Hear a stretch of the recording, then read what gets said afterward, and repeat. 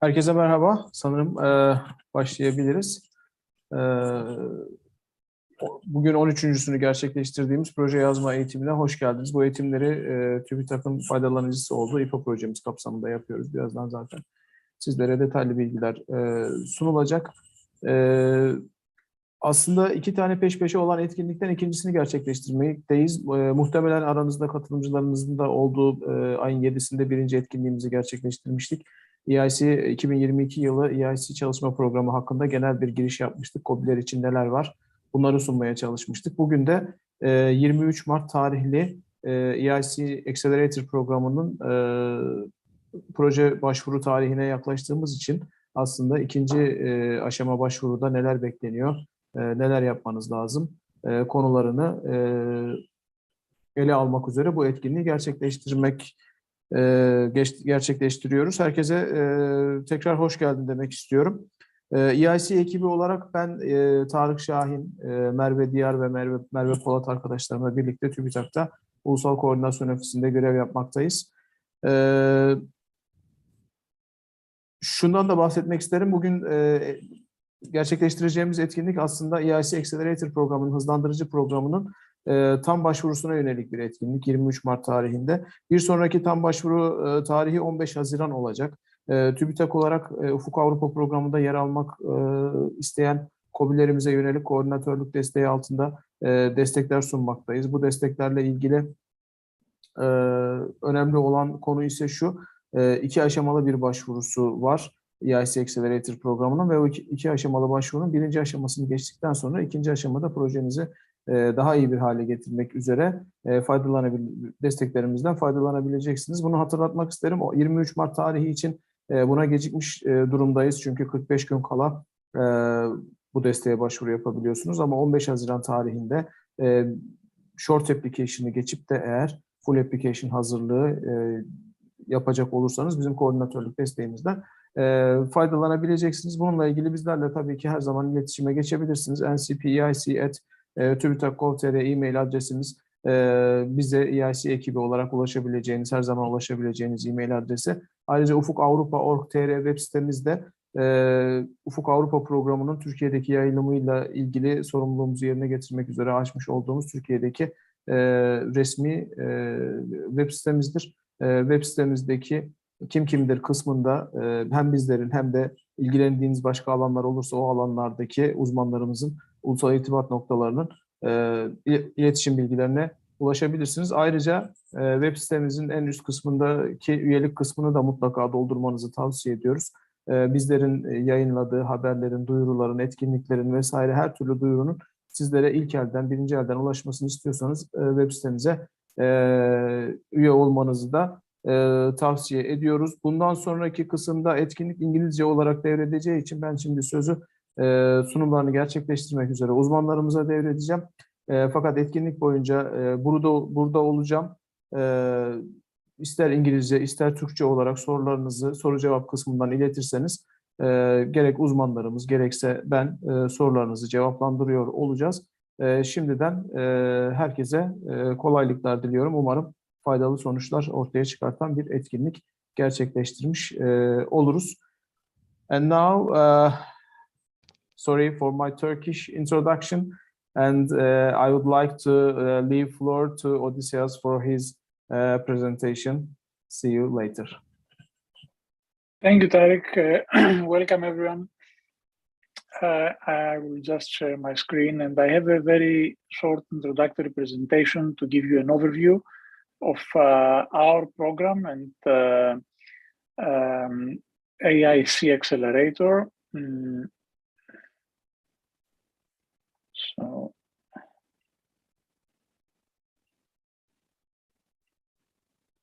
I hope you can see my screen now, the presentation.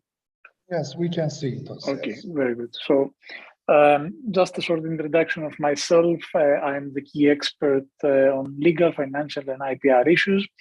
I have a background in engineering, ICT, and financials, and I have been active in EU-funded projects and relevant R&D schemes for the last 20 years.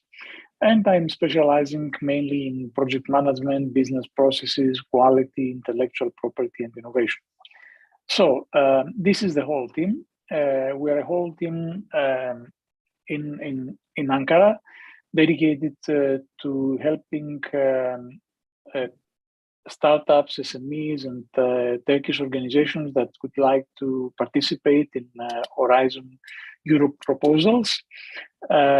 We have a team of key experts and a support team that helps us organize all these webinars and is always available for any inquiry.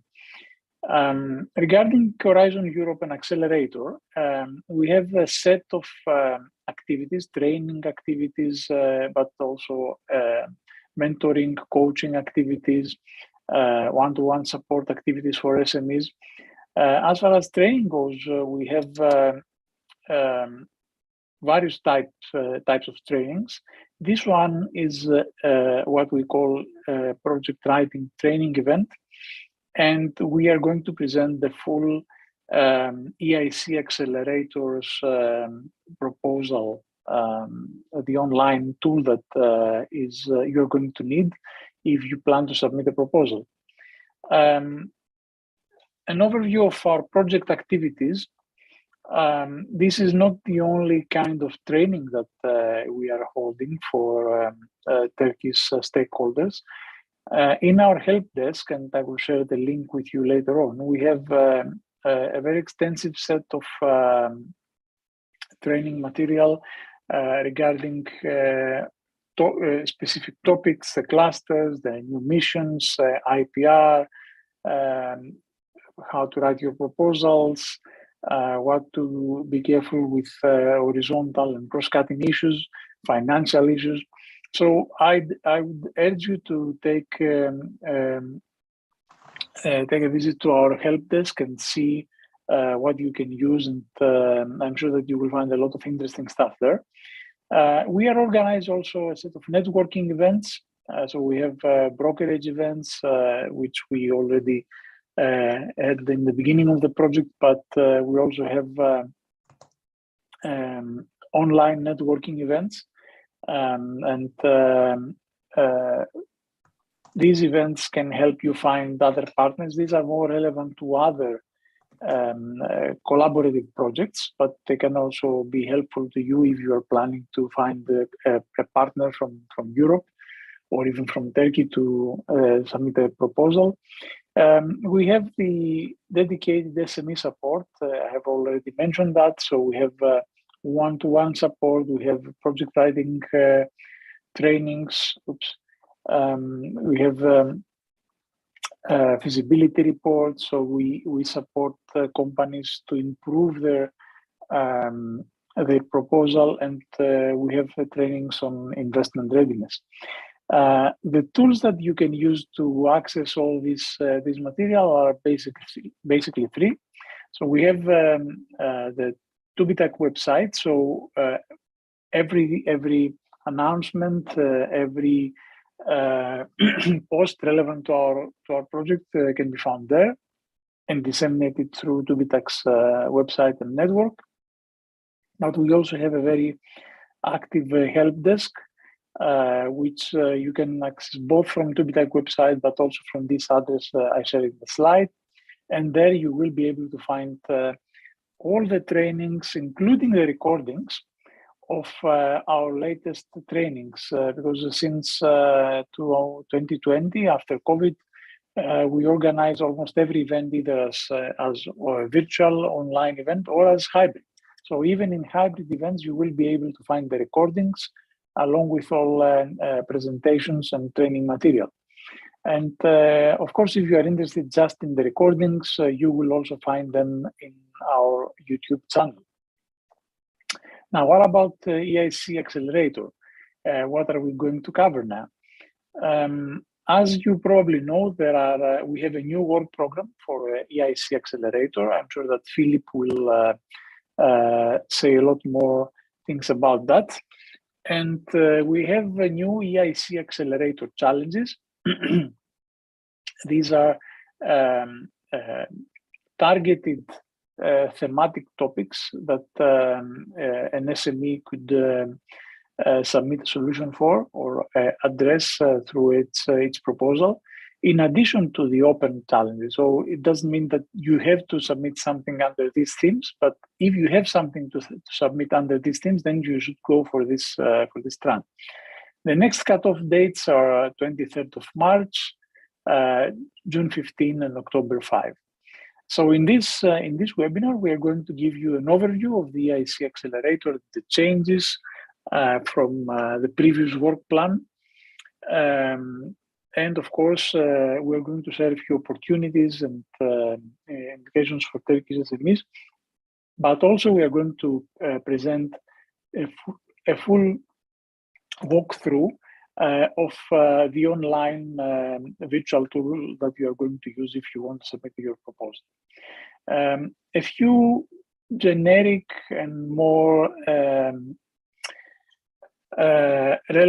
relevant not only to EIC Accelerator, but also to every proposal that we are submitting, and things that you should keep in mind as you are developing your proposal is first of all, the vision of Europe. So under Horizon Europe, all proposals should try and address this vision. And the vision is to create a sustainable, fair, and prosperous future for people and the planet based on European values.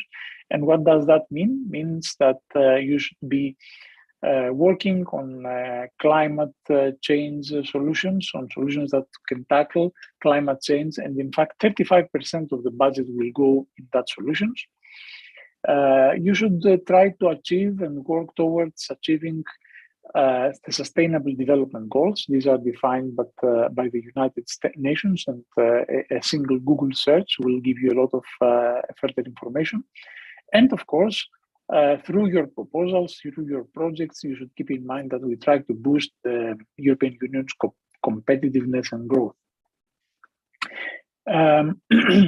Now, another thing that you should also keep in mind is the Commission priorities, and these priorities change every few years. Whenever we have a new Commission, whenever we have a new administration, but overall, you won't see any significant change because these things are there. Maybe the wording changes and the way we express our will changes, but the fact that we want a greener Europe is there for a long, long time. So this is one of the main priorities of European Union, creating a climate neutral continent, which will be resource efficient economy.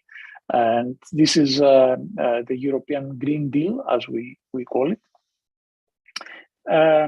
Digital transformation is also one of the top priorities of the Commission. So Europe that will be fit for the digital age by empowering people with a new generation of technology. But at the same time, we shouldn't forget that we want to build an economy that works for people. So attractive investment environment, yes, but also quality jobs, societal cohesion, and equal opportunities. The rest three priorities are more political, and in light of recent events, even more important for Europe. So we want a stronger Europe in the world, promoting of the European way of life through rule of law, justice, and core values, and of course, a new push for European democracy. On top of that, we shouldn't forget that there is a new financial instrument, the Next Generation EU, for EU member states that would like to recover from COVID-19 from COVID-19 precautions. The structure of Horizon Europe, just something that you should also take note. We have three pillars. There are opportunities for SMEs in every pillar. So the fact that you are targeting EIC Accelerator doesn't mean that you cannot participate in the other pillars. And there are very interesting opportunities in every single pillar. I would say that pillar one is more for support of the research community. Pillar two is support of and bringing together industry and research community and SMEs to address specific challenges, whether pillar three is more targeted in innovation. So in pillar two, we have very specific challenges, and you can see that we divide them into clusters. We have the health cluster, the culture cluster, digital industry, food, so forth. So there, the challenges are pretty much defined, very well defined, and very, very detailed. And you have to address these challenges, mainly through collaborative projects. Whereas in European Innovation Council, You can also, we have the challenges, as you already saw, but we also have open challenges. So you can suggest whatever you feel that is within the interests of European Commission and will contribute to these priorities.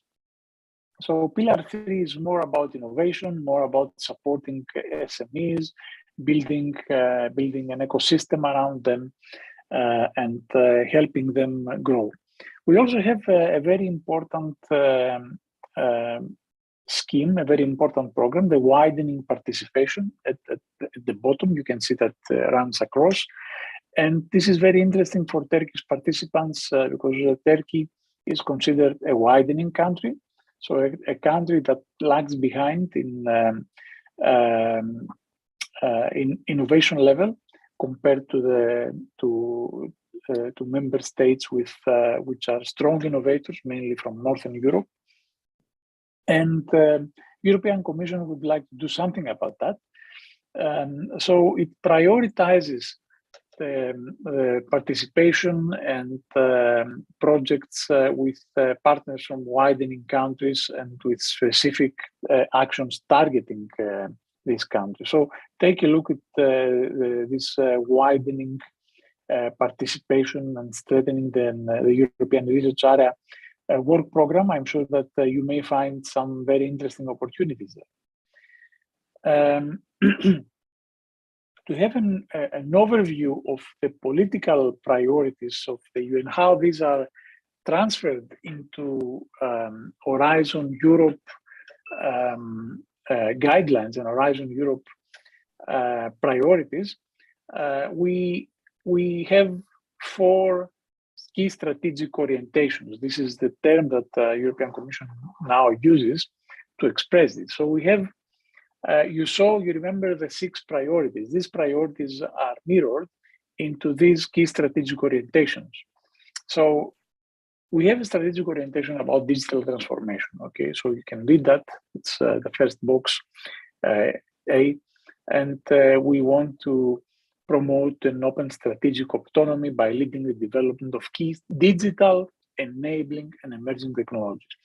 In the second box, you can see that it talks about ecosystems and biodiversity, sustainability of natural resources, and food security and all. So this is about environmental protection. The third box, it's more about sustainable development. So it talks about circular, climate neutral, sustainable economy, but also digitally enabled. So there are a lot of overlaps between these key strategic orientations, and you should pay attention to them when you're developing your impact sections and when you're trying to justify why your proposals are of European interest. And then finally, we have the resilience and inclusiveness, which is our aim to create a more resilient and inclusive and democratic European society. So keep this in mind whenever you try to justify what you're doing and whenever you're elaborating on your proposal.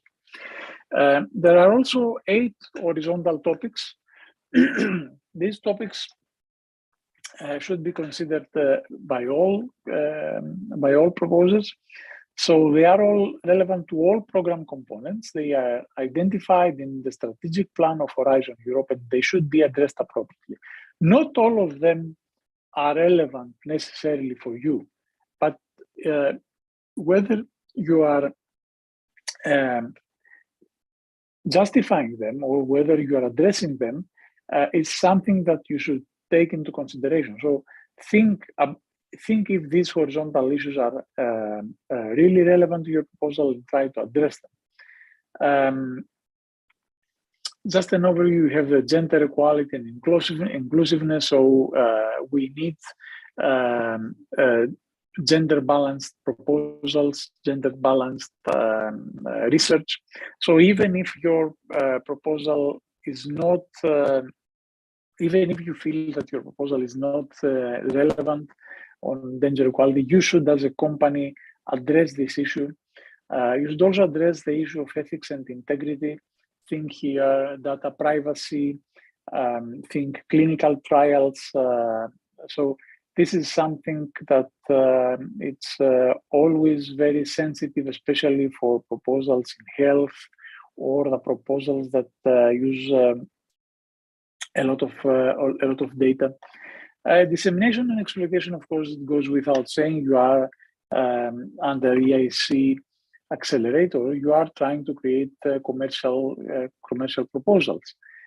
Social sciences and humanities, this is something that also you should keep in mind when you are designing your projects, because maybe even if your proposal, even if your idea is a very technical one, you may need the help of a social scientist to address issues of the society. So think, as an example, how important it is to consider artificial intelligence, for instance, in autonomous driving. So you may have a solution there. You may be working on a technical solution for autonomous driving, but you should consider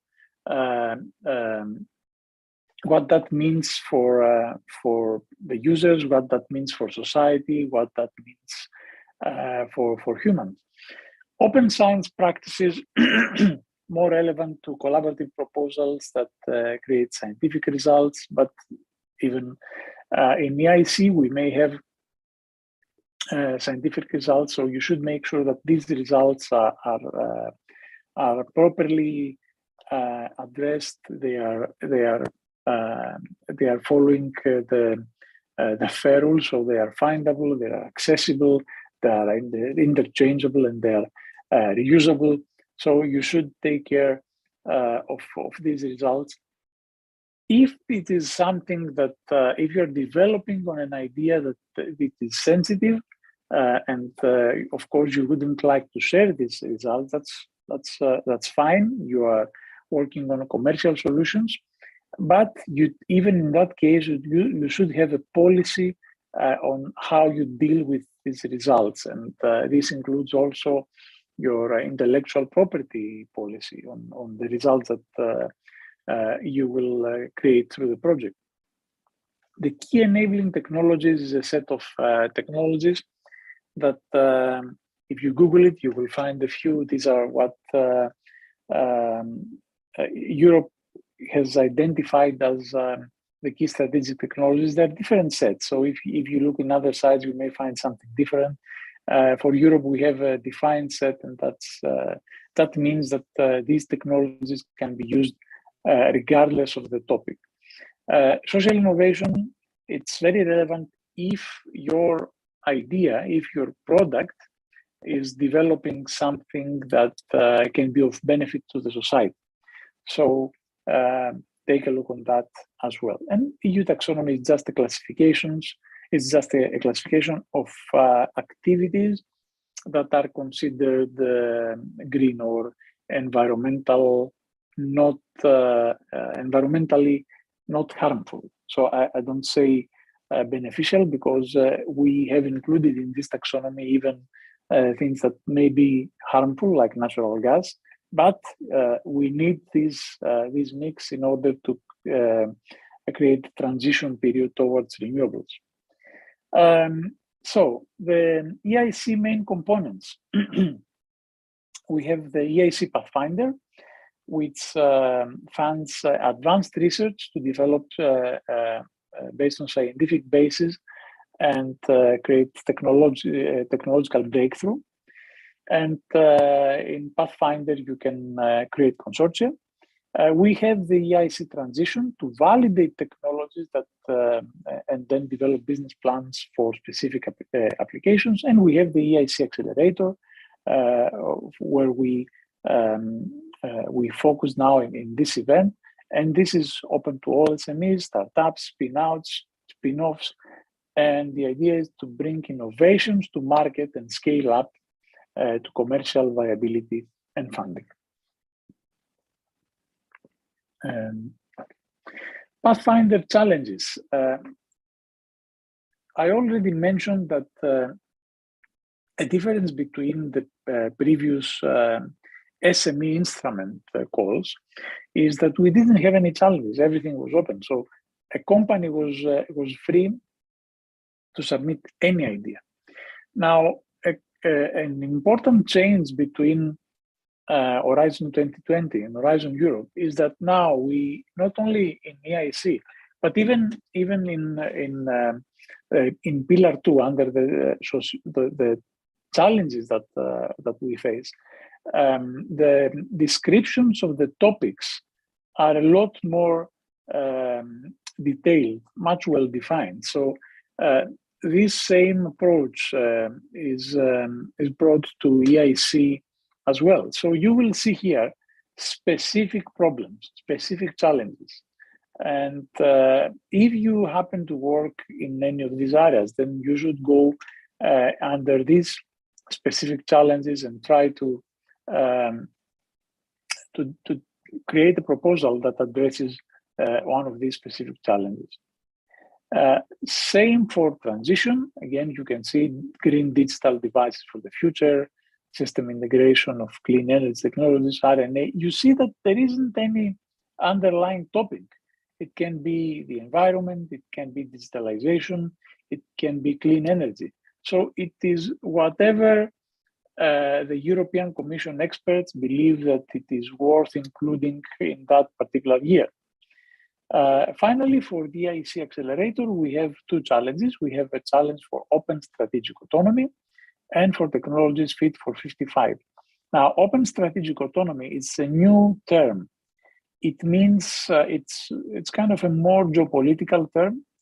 And what it means is that Europe would like to have a bigger say in the world. So it would like to be strategic autonomous. That means that Europe shouldn't depend from China or from Russia, for that matter. And we all are witnessing what is happening now. But at the same time, without sacrificing the openness that European Union has in terms of science collaboration, in terms of working with other countries of the world. So it's an important aspect, even more important nowadays, and it's not defined by any technical area. It's open to all technical areas as long as your solution here contributes to this goal. The technology is fit for 55. It's one of another European principle that hopes that we will be able to reduce gas emissions to the 55% of what we had in I believe in 2019 or so. So it's again environmental sustainability and anything related to climate change. Now, in terms of of where EIC sits in funding,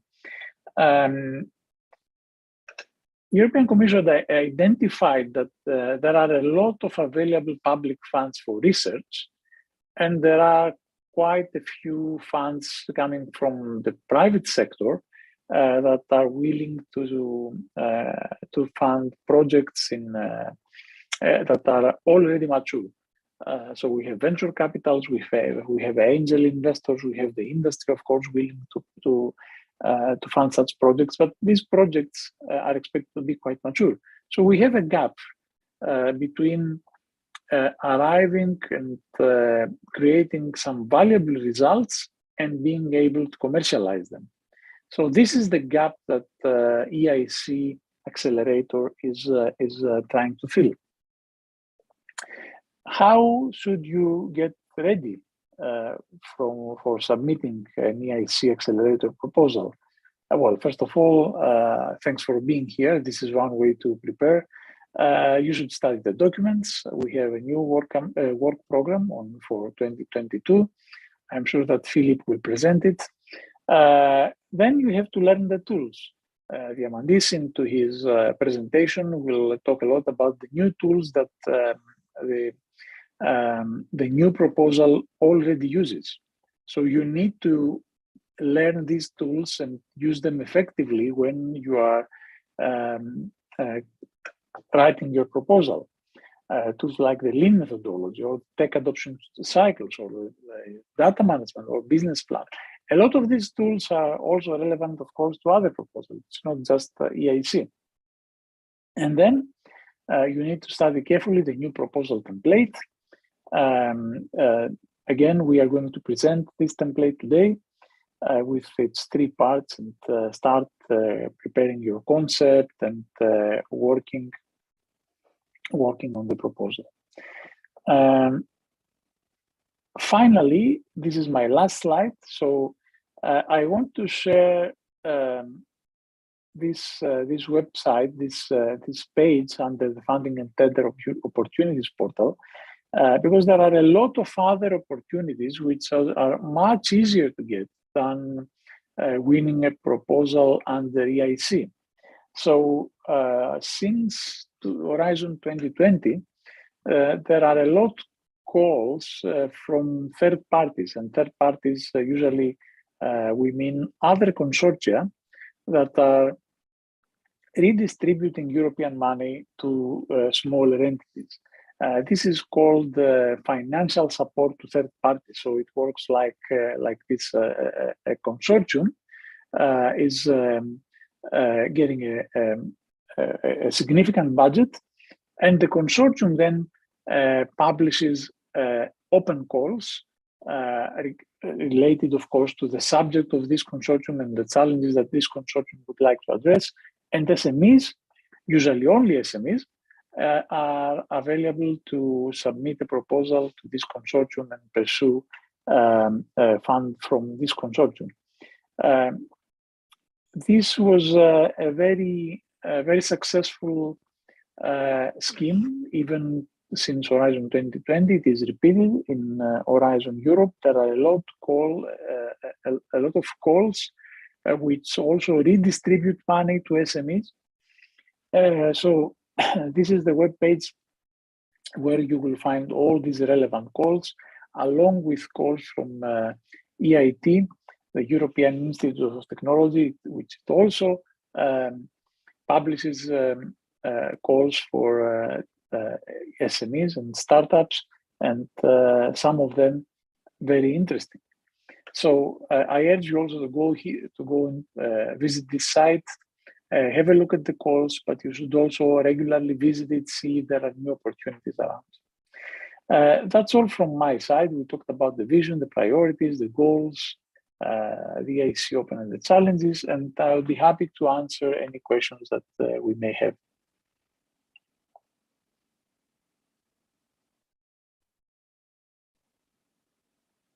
I can see a question about the link. The links in my presentation are valid, so you can download the presentation from the help desk, and you can find all the links there. Thank you, Odysseus, and there will be more links during my presentation too, but we'll also put them on the Q&A if Kamal will do that, I'm sure. Yeah. We've been having lots of questions. I've been typing away, so that's good to hear. And it's mainly about the application stages. There's always confusion about this. The first application you can apply anytime. You have to be then invited to make a second application, and it's the second application which has the cutoff date, which this year is 23rd of March, 15th of June, and the 5th of October. Okay, so let me take over from Odysseus, if I can share my screen.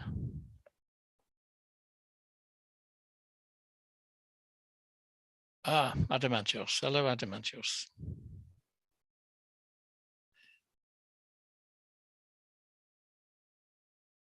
And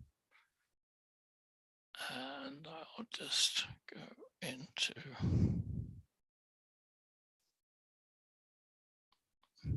Yeah. Okay. Hoş geldiniz. Günaydın. And welcome. I am Philip Sowden. You've probably seen me on other events. delighted to speak to you today. I shall be even more delighted when we're able to see each other in person instead of speaking through the ether. But great to see over 120 people have joined us today, which shows the interest in Accelerator. And we have been holding these events for the past 3 years, and we see a steady increase in the number of people joining us, which is fantastic to see. And of course, it's why we're here. So who am I to begin with? I'm in the UK. I am UK, and have been working with the Commission for over 30 years on various programs. The saddest day in my life was when the UK left the EU, and I shall keep saying that forever. But I've been working in Turkey for the past 10 years, and I'm very familiar with Turkey, its businesses, and in fact, I've visited now over 150 different Turkish businesses and worked with them. One thing I would say about that, I hear two things. Our sector is different to all the other sectors. It isn't. We have the same problems of markets, selling into markets and competition, and our business is different to all the others. No, it isn't. There are some differences, but you share the same problems and issues with many more businesses around the world. I have to say, in visiting many of the science and technology-based companies in Turkey, that I think Turkey has done a fantastic job. I've worked in 35 countries, and I think the package offered by Turkey is certainly one of the best, if not the best, in terms of being able to start up a scientific business, have premises, tax allowances, and so forth. So well done. And never let it be said that Turkey doesn't have the science and technology foundation that other countries do. You do, and you have some excellent people and ideas out there. So well done from me. So Odysseus mentioned questions. Please ask them. You can ask them online. We'll summarize them. Don't worry about being in Turkish. We have Turkish speakers available, but of course it helps us to give a faster response if it's in English. So today's presentation, a quick look at the accelerator, the application process, a bit of feedback leading into how you can give yourself a better chance. And of course, Odysseus and Adamantios will expand on that in the rest of today's event. So who are the EIC to begin with? Their mission is simple: empowering European innovators through funded projects, through encouragement, through bringing people together, through networking, and lots of other aspects. It says something about the European attitude towards innovation, that they set up European Innovation Council to give priority, and in fact, it's driven by innovators and entrepreneurs. So the stuff they're doing is really focusing on what's needed out in the marketplace. So well done to the Commission in that sense. We bandy about SMEs. Just to clarify, what is an SME? Small and medium enterprises. It's 1 to 250 employees is the definition, and it's up to 50 million turnover. That may seem a crazy figure for an SME, but if you have a highly automated production line for food or something, your turnover may well be over that figure, but you may only have 50 to 100 employees. So that's why it's there. You'll also hear the term mid-caps. This is companies up to 500 employees. They are allowed certain support, but it's only particular elements in terms of financing. They're not allowed to use the main programs. SMEs, vital to Turkey. I've used this slide before, but it shows the prominence of SMEs, approaching 100% of enterprises, in fact, and 3/4 of employment and 2/3 of GDP. So SMEs are absolutely vital to the economy, as they are in every other country. So never let it be said that SMEs don't matter. I realize many of those may be small shops or window cleaners or something, but many of them are science-based businesses and manufacturers. And of course, 250 these days is quite a large number of companies and quite a large number of employees in a company. So let's look at Accelerator for innovative companies. With a spend for this year, 1.16 billion. We bandy billions around, but that's a huge sum to spend. And it's there for the asking. Odysseus mentioned the three different areas: Pathfinder, Transition, Accelerator. It shows the flow there from initial idea, working as consortia on those initial ideas, and then a transitional period of support and finance to get the idea towards a marketable product, and then Accelerator, which takes it from the, if you like, the working prototype stage all the way through to market with various options in that. So today we're focusing on Accelerator, but just to cover the aspects there, Pathfinder is the R&D funding part, the scientific basis, which hopefully is underpinning breakthrough technologies. The transition then takes that to mature the research beyond the proof of principle and towards the commercialization. And then Accelerator is there with the commercialization side. So scaling up high impact innovations with the potential to create new markets, ideally disruptive innovations, of course, built on those scientific discoveries and the technology breakthroughs. And it's innovations where significant funding is needed over a longer time frame, perhaps. The risky part, too risky. This is an interesting aspect of commission funding. They like to fund risk. They're looking for the risky part that perhaps, if it was overcome, would make a product or a project more interesting to private investors. So in a work plan, if you actually put in there the risk element as one of the work packages, they will be interested to see that. And of course, you have to justify then that if you actually got over that risk, you could go forward and might be of more interest to private investors. Even if it's not of interest to private investors, there is a fund within the EC that will fund it to bridge that gap, the gap that Odysseus showed, the so-called valley of death of innovation. So don't be worried about the risk. Of course, it's a balance. If it's too risky, then they may not fund it. But if there's an element of risk, as I say, which made it a promising prospect, then they're interested in that. One of the evaluators once said to me that if you get a complete row of green lights from the jury or the evaluators, then it means that it's probably near to commercialization and may not need funding. We couldn't justify funding.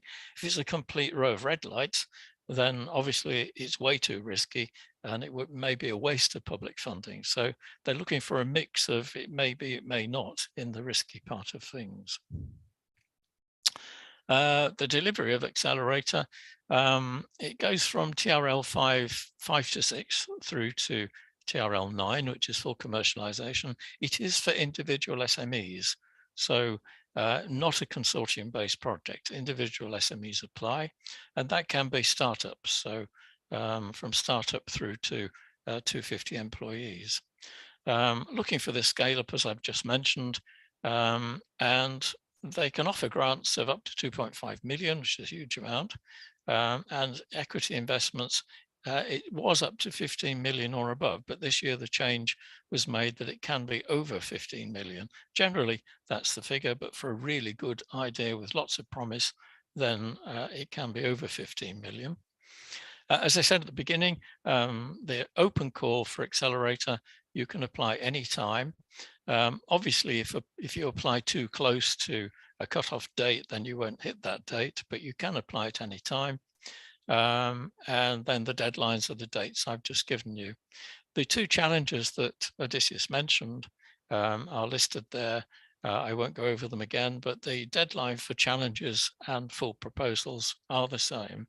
And it's worth remembering that about a third of the budget for Accelerator is given over to those two challenges. So if you have a project that fits with those, or you can build into your submission relevance to those, then you would stand a stronger chance. They're very broad, as you can see, but this is part of the game to tailor your proposal, your project to fit with the requirements and not expect the requirements to fit with your proposal. 4 versions of what you can ask for, which I'll go through in a second, but the grant only, you can ask simply for a grant, but the Commission would expect to see that if the grant was given, there would be finance there to take the project then further. There's no point in granting research, getting the results, and then shelving it. They're looking for what you will do with it and how you'll finance it. Similarly, you can ask for a grant first, linked to equity to follow, and again, they would want more detail on how that equity would be put in there. The most popular one, grant and investment, where there's a part grant, as I said, to get over the risky elements, and then investment from either the Commission's own fund or ideally from private sector. And they will also offer investment only, where you're all ready to go, but you're looking for investors. They'll put you in contact with investors. Last year, these are the figures for last year. You'll see 5,000 short applications resulted in 144 selected for funding. So that's a small percentage, but of course, it's down to you and your idea. It's up to you to show that you're worth funding. So in a way, the 5,000 doesn't really matter. You need to be one of that 144. If it's a good idea, it will get through. I should say, good idea with a proven need and a convincing way of putting the idea into action. So I mentioned that blended finance was the most popular. This is the combination of grant and private sector funding. So 96 of those, 34 grant first, and then 9 grant only, and 5 equity only. So by far the most popular is the combination of grant and investment. It takes 3 weeks to get through the first stage, a bit longer to get through the second, especially if finance is involved. And total funding just under £1 billion, so quite a large chunk of cash there. Odysseus mentioned changes for this year. One of the biggest changes is the rebuttal process. Previously, you can put in an initial application and a final application. It can be rejected, and you have no comeback on what the evaluators thought. So a rebuttal process has been introduced for both the first and second stages. This isn't to argue with the evaluators or to say that they're incompetent. It's to explain perhaps something that's not been fully understood. If they haven't understood something, that's your fault for not explaining it. So it's your chance to explain perhaps further and to slightly contradict, but certainly not to argue. You wouldn't get very far. I mentioned investments are now available above 15 million, which is a huge amount of investment, of course. They've simplified the seal of excellence rules. Previously, if you scored over the threshold, it was a scoring system then, it's changed under the accelerator. But if you scored over a certain figure but did not reach the figure for funding, you'd receive a seal of excellence, a certificate saying this is a really good innovative idea and the Commission thinks so. That's useful, of course, for funding bodies, for investors. It shows that it's valid, it's been evaluated by people who know what they're talking about. Under the new rules, the seal of excellence will go to those people who are invited to the jury interview, but have not got past the funding level. So it's a very simple rule now, and there will be fewer seals of excellence, I guess, on that basis. There's a scale-up initiative of 100 companies, again, to identify 100 potential unicorn businesses. These are businesses with the potential to grow large and fast, like Apple and Microsoft and the rest. And they'll be given additional support, both financial and in terms of support through counselling and mentoring. There's a big package of measures to encourage and reward more women innovators. And they'll also have a high-level expert group looking at financing of later stage development. These are projects which are going through commercialization and are looking as though they're going to grow substantially. There's an expert group to help on that. Looking at the application process then for Accelerator, this particular event was aimed at SMEs who had got through the first application and were going to submit on the 23rd of March, but we realize there is a wider audience, and this is why we're covering the wider issues before going into too much detail full application. But okay, the blue one there, it's a 5-stage process. You've gone with the idea, you've submitted your short application, and they said, yes, we'd like you to submit a full application. So the green ones there are all related to the full application. There's a transition here from the first application is about how innovative is the idea, how novel. Okay, they ask about commercialization and so on and markets, but the novelty is the one that tends to win through more. But as soon as then you go to the full proposal, it gets serious. It's becoming much more of a business issue, and you'll find as you go through the process, it's the business which people are looking at. Rather, there's a sort of prominence of innovation to begin with, and then as you move through, it's the commercial potential, which is the one that's interesting. So if accepted, then you have to do a business plan. That's no mean feat. Draft a proposal using the online tool, which you also used for the first application. And you also get coaching help to submit a full proposal, 3 days of coaching, which the Commission pay for, to help you develop your business plan and full proposal. So step 3, that's evaluated by remote evaluators. Go through that in a second. And if accepted, then you pitch in front of EIC jury members. And if you're selected, you then go through to a grant agreement. Now, step 5 there, I mentioned the most popular area of grant support was grant plus investment. So if you're having the investment component, there has to be due diligence, of course, on the business, its finances, and how it all runs. So that's an extra part which leads to an investment agreement and takes a bit longer as this is done. Okay, so 5-step process.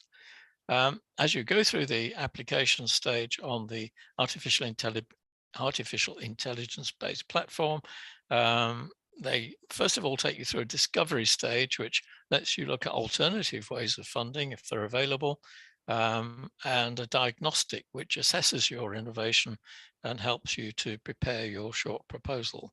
So you go through those stages and then continue with your submission for the initial stage.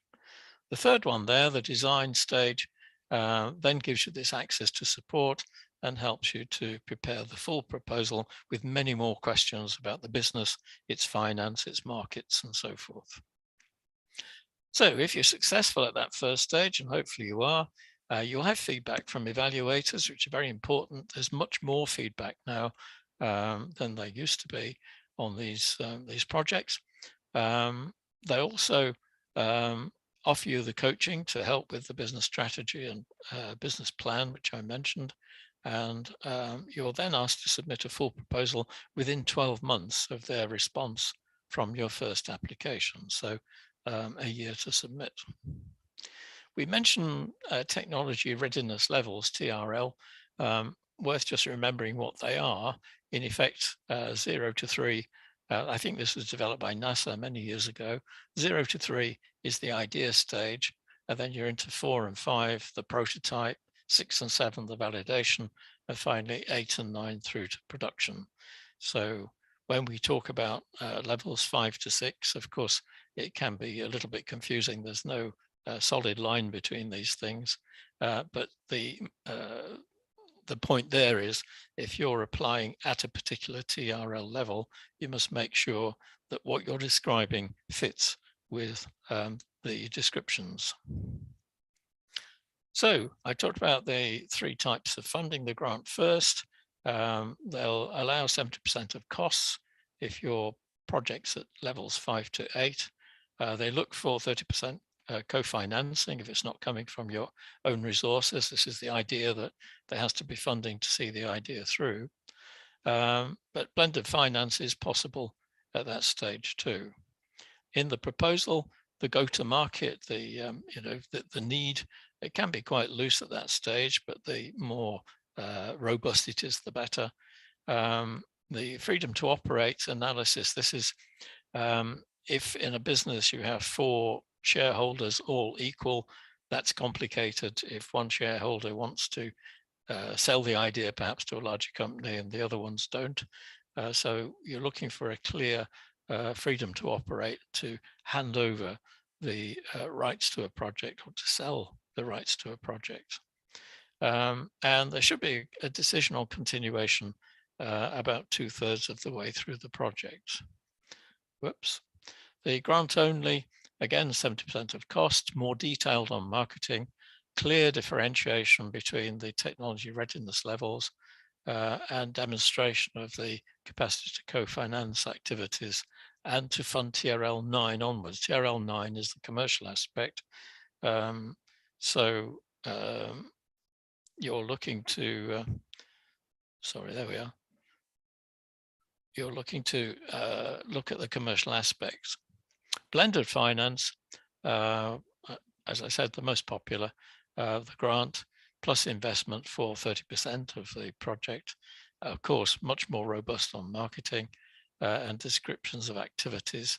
And then there is the due diligence I mentioned as well, if the investors are involved. So the full application, we have this idea through ideation, as they call it, then development, and finally go to market.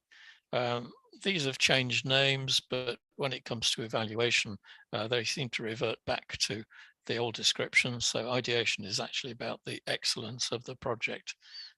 Development is about the implementation, and go to market is the impact, as it used to be called, and is still called an evaluation. So the short application then, there's the application itself, a pitch deck of 10 to 12 slides, ideally around 10, and a 3-minute video. And you have 4 evaluators looking at that and coming back with their views. The full application then goes to a full business plan. You can update the pitch deck if you wish. You have to put in the information on the freedom to operate to convince them you're free to operate, a data management plan, and of course, financial information, some detailed information. You can also include letters of intent from potential customers or investors, and you can also add an annex, more of that later. The cost eligibility, TRL 528, the innovation activities, you're looking at funding, prototyping, piloting, validating, demonstrating, and planning for commercial markets. The TRL 9 market deployment then is about how you market it, sell it, scale up the business, and actually manufacture if manufacturing is involved.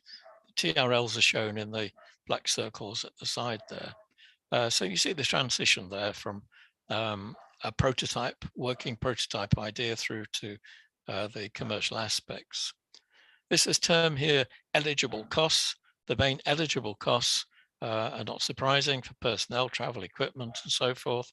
The ineligible costs, you see there, currency exchange losses, interest payments, deductible VAT, and of course, excessive expenditure. These things are looked at to make sure that the costs are eligible and justified. Writing the proposal, we mentioned the coaching, that you can revise most things before going from the short application through to the full application. The thing you can't change is the video, but most of the things can be changed, but not too much. Otherwise, the evaluators of the jury have access to earlier documents, and they'll wonder why things have changed so significantly. Addressing the comments, of course, back from the short application, ensuring this balance between technical and commercial content. Many of the management teams of SMEs who apply have a technical background, and the team lacks commercial knowledge. So if it's all about technology, then that doesn't show how clever you are technically. It can show how weak you are commercially. So you must look for a balance and ensure that the commercial aspect of the proposal is as strong, if not stronger, than the technical side. Of course, considering emerging developments and competition comes into your view of the market potential. I won't go through this in detail, but it shows you really that the focus really is on the marketing aspect, the commercial aspect. This used to be called impact, now it's go to market. You must know the market, prepare for the market, how you'll enter the market, how you'll scale up production, and what the impact will be. The earlier stages of excellence will have been looked at initially in your initial application, market opportunities, risks, and the innovativeness of your idea, and the implementation. It's all down to the team, what they can do, and how confident the team come over in the video and in the jury interview, as well as on paper. I looked, Amazon has 7,000 books on business planning for innovation alone. There are key documents in there. Michael Porter, of course, has pushed this for many years, is a global expert on innovation. And of course, the Blue Ocean strategy is one that has been very popular over the last 20 years, I guess. I won't go into details, but there's lots out there when it comes to business planning. So read up on it. You won't have time before the 23rd of March, of course, but read up on it and get the business plan together. It's most important. Moving through from the ideation, the opportunities, to the risk, the innovation. Again, I won't go into massive details, but you're looking at the pains of the client. What is it you're trying to cure?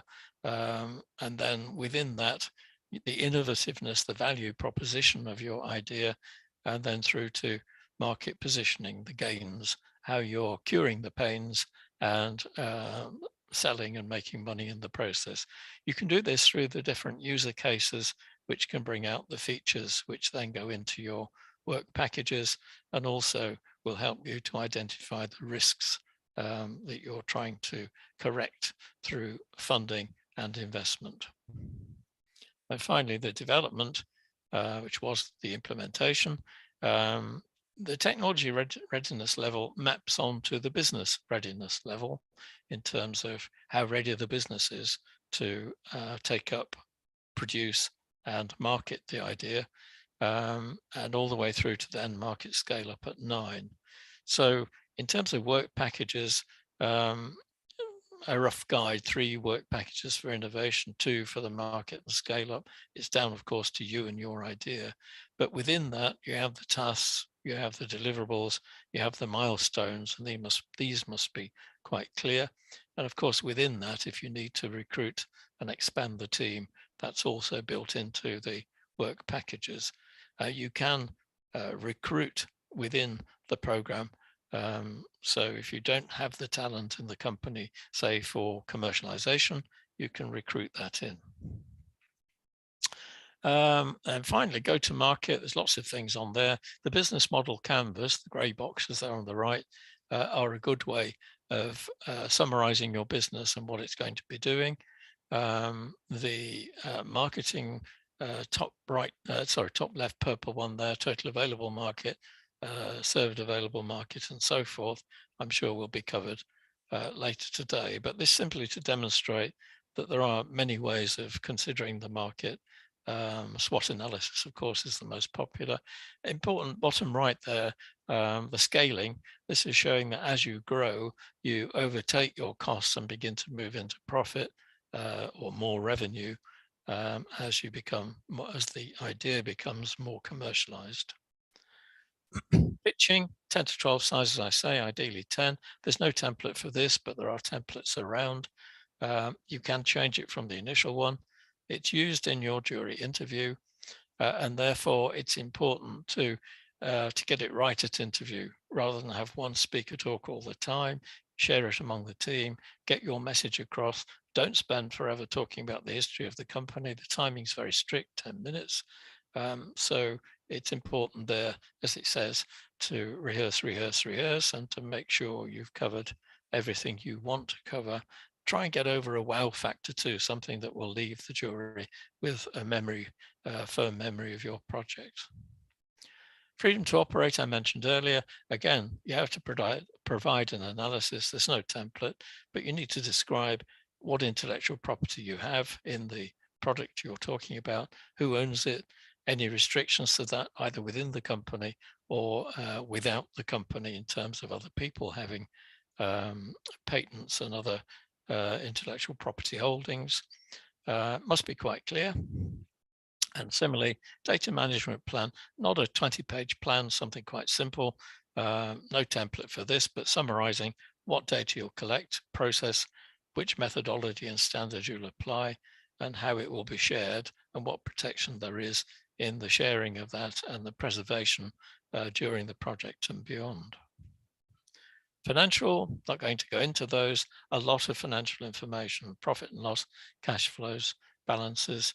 There is a downloadable Excel template for this. You have to look at the project for the next 3 years. There are no predetermined ratios within the evaluation process at the Commission. They're not looking for a certain profit margin of this or investment of that. But of course, investors may do that, but the evaluators are not looking for those. Letters of intent, good to have. It's optional, but it's good to have. Again, no template, but to get letters of support, intent from customers, investors, and so forth, other stakeholders, it's good to have because it endorses the value of your project and the potential of that project commercially. You can have an annex. It's optional again, up to 10 pages. Don't repeat all the information you've already given. Useful for brief summaries, but often I see this with all of the full CVs of a team, not necessary. It's the content of the proposal and its potential they're looking at. Yes, the team are important, but they're not the main focus. So don't overload it with all sorts of employee CVs, a long company history, and so forth. Keep it short. So the full proposal is evaluated. There are 3 key criteria with 3 evaluators, and they only give a go or no go. So if you get 3 times 3, 9, you'll pass to a jury. Any one of those dissenting, you don't. So it's quite a critical stage. You'll be informed within 5 weeks, and you'll have a jury interview within 9. They're not the proposals. Everybody tends to think they're compared one with the other. They're not. They're all evaluated on their own merits. It's not unfair in that sense. But one no-go means failure. So it's so important to get it right first time, of course, and to see what the evaluators are like when you're applying, and to get your keywords correct, because the evaluators are selected on that basis. So the 3 criteria begin with excellence. So they're looking at the breakthrough, market creating nature, the technological feasibility. Is it high risk? Is it high potential? Is it novel beyond state of the art? And the outcomes you've given, are they convincing? Impact, does it have the potential to scale up? Does it have a broader impact, both European and global dimension there? A convincing market fit. I hear companies say, we're going to export to Europe. 50 companies in Europe, 27 member states. Which countries in Europe? Is it a viable commercialization strategy? Do the evaluators think it will work? Are there key partners that are important to this? And of course, it helps if you match the criteria that Odysseus described in terms of the aims, objectives, and hopes for the European dimension. And again, this evidence of freedom to operate, any external investors will be keen to see this, because the idea then, or the product, is more transferable. And finally, the level of risk implementation and the need for EC support. They're looking at the team, the experience of the team. Is there a balance? Do you have the resources? Do you have a good understanding of risks? Are you using a realistic and achievable time frame? And do you have convincing milestones, outcome, and criteria for success? So quite a bit there. If you have to resubmit, the first time rejection, you can resubmit to one of the next 2 full application cutoff dates. So if it was rejected in March, you could apply in either June or October. Again, the rebuttal process is there, so use it to inform, not defend. But if you're rejected a second time, then you're not allowed to resubmit for 12 months. And you have to begin right at the start again with a short application. They look for a very different application in that sense. Some of the feedback from evaluators on the no-go side, the number one is the lack of understanding of the market and the competition. And you see those in ranking order. So the team, obviously very important. The business model proposed, questionable. Lack of involvement of customers, and a low novelty, if you like, of the product and timing. For Go, novelty comes first and team is a close second. And beyond that then is market. So you see the importance of novelty, markets and team, I would draw from that. The jury members, these are some of the comments that were fed back. Indistinct technical milestones, need more clarity on intellectual property. This is all about more clarity, allocation of budgets and resources within that, understanding of the technical and business risks, the actual and expected TRLs, interdependence of work packages. These are often written by different people, and when they're pulled together and looked at collectively, they don't gel, they don't fit. So it's important somebody has that overview of your proposal. The team, again, more clarity and the credibility of the business and where it's going.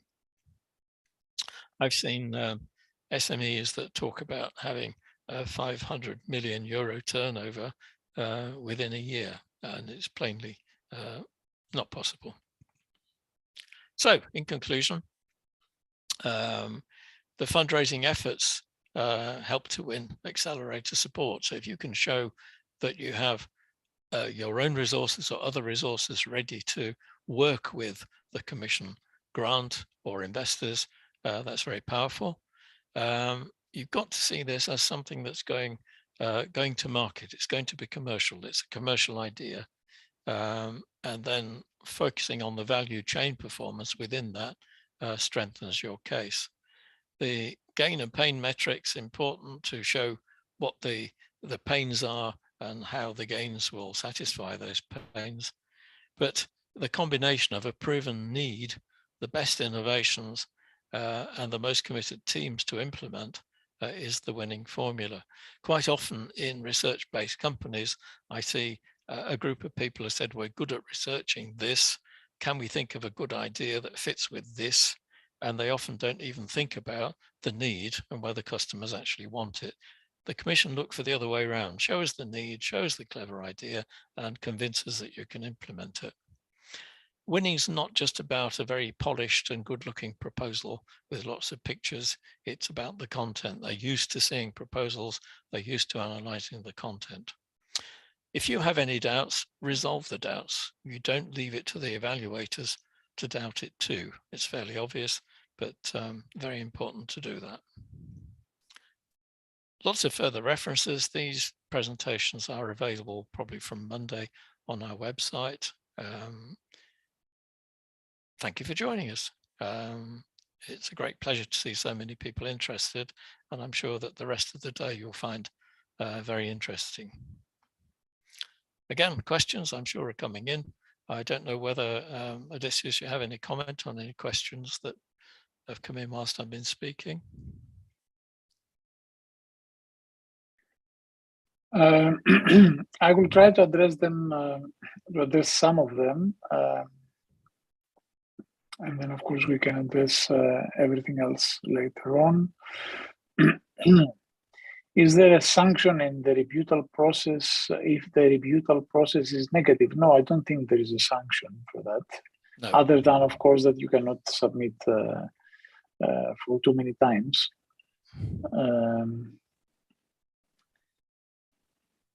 Okay. There is no pitch deck slide limit in the full proposal section. What do you think? How much should the number of slides be increased and detailed? Is it enough to make certain improvements without increasing the number of pages too much? I think this is up to you. I mean, there are a lot of templates about how a pitch deck should look like. There are some standards. You should create a narrative, and you only have 10 minutes, I believe, for the interview, for the presentation of the pitch deck. So this is your main restriction. Your slides should follow your narrative. If you have too many slides, you will not be able to create a nice flow through your presentation and your narrative. So this is the only thing that you should be careful. I think the thing I would add there is it's natural to be nervous, and people tend to put the whole text of their presentation on the slides. But in practice, in a meeting like that, nobody really reads the slides. They listen to the presenter. So it's important the presenter gets the message across. And in fact, the more pictures you can use, the better in your presentation. Okay, well, we'll carry on answering your questions as we go through. And at this point, I'd like to hand over to Adamantios. Yes? Okay. He and Odysseus, and I'm sure Tariq and I will be dragged in as well at some point, are going to be taking us through for the rest of the event. We do have a short break at some point for 10 minutes. I'll leave that to Adamantios. So, over to you. First of all, thank you, Philip, and thank you all for being here with us today. It is the second time that I am involved in such an event. The previous time it was in Ankara, and it was in September, and it was a physical event, so we were collocated with the people. Now we have to receive your questions by having you typing them. I would like to kindly ask the support team, so Celine, Kemal, and Selale, to interrupt me when some question appears, because I will be sharing my screen, so I will not be able to read your questions. And then I know I'm conscious that we are very tight on time. And so I will try to go through everything I prepared without violating the time limits. I'll do that for you.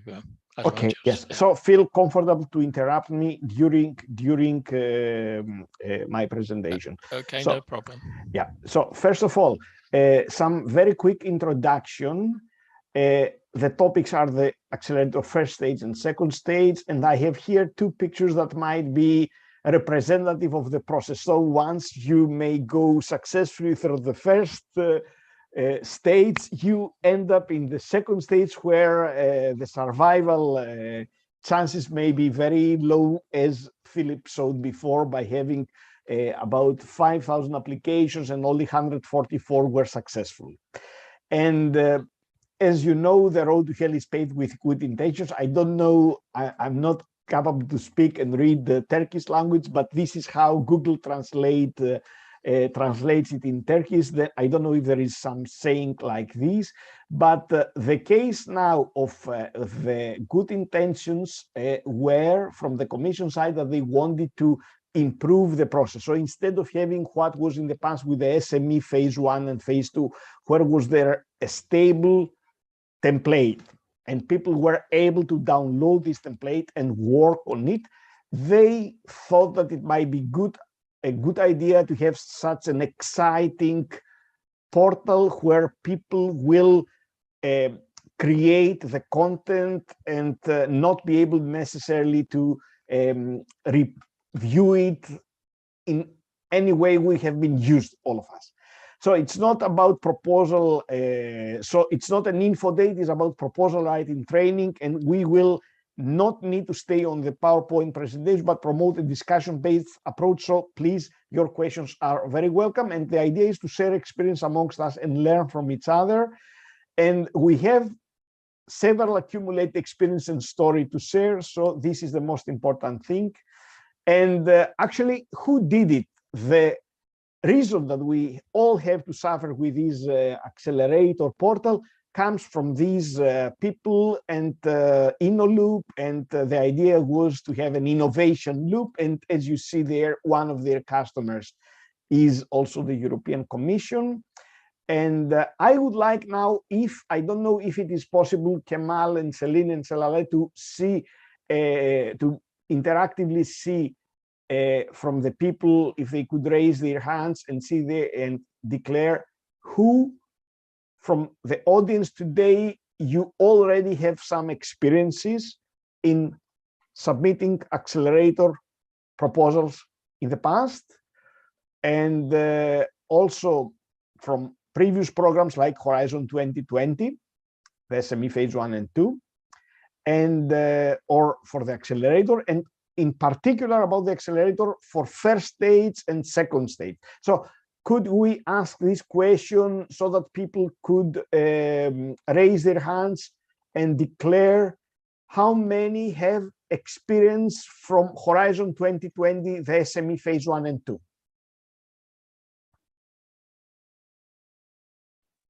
Diamantis, I think we can try, but I don't know if it's really possible to count all the hands up.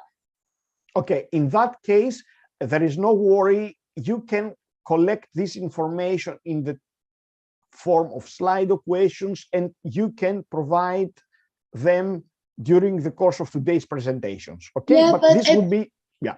Yeah, so, at the end of this event, we're going to send evaluation forms. Maybe we can add. Okay. Yeah, otherwise, if you see the opportunity to do this and collect this information dynamically, it would be even better. And okay, the last but not least important point is who is heading for submission by March 23rd cutoff day. So now I will go to the main presentation, which is actually meant as a walkthrough into all screens of the accelerator portal, because there is no template, as I mentioned before. And actually what I will be presenting is screenshots of a real example case from a previously submitted proposal. And they are screenshots because there is no template, and it's because of this innovation look that the Commission are experimenting with. And you can stop me and we can discuss at any time. So you can pass questions to Philip and Philip can interrupt me. And so there is no need to wait to ask questions at the end, and perhaps there may be no time to ask questions at the end. And one thing only is that the screenshots are confidential because they come from a real example case, so we will not be able to disclose them afterwards. But I think that you can all make screen shots from what is presented, or you can make photos of what it is presented, or you can contact me personally or the other members of the panel to receive this information personally, but not to be disseminated publicly from the portal. So the first aspect that is asked for is about the value chain, and we have to declare whether our proposal, our business proposal for the accelerator, concerns a new value chain or not. Here, and this is something, a recurring theme that will appear also later, that the idea that has changed between what we had in the past with Horizon 20 and what we have now is that, and this is something that applies also to the other research and innovation actions of the Commission, is that they welcome teams of people who will take a startup attitude and mentality, and also an agile methodology approach, which means that it's not a matter about writing down the objectives and then coming up with an analysis of the market opportunities and then coming up with what will be our business plan. So what these... Diamantis, I'm so sorry for interrupting, but I don't think that we can see your slides. Okay, you can see no slides from my side?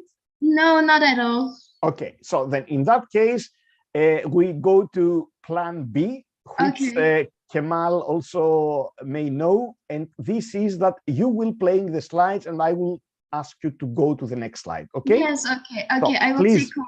Yeah, okay. Yeah. So just open, wait a second. There is no worry. So what I was saying is that the main idea is that there is a team. The team uses the portal, the accelerator portal, so that they can document at any stage information about their proposal, but it's not that this is a linear process. So there is continuous back and forth, which means that we may give an answer about whether it is a new value chain or an existing one.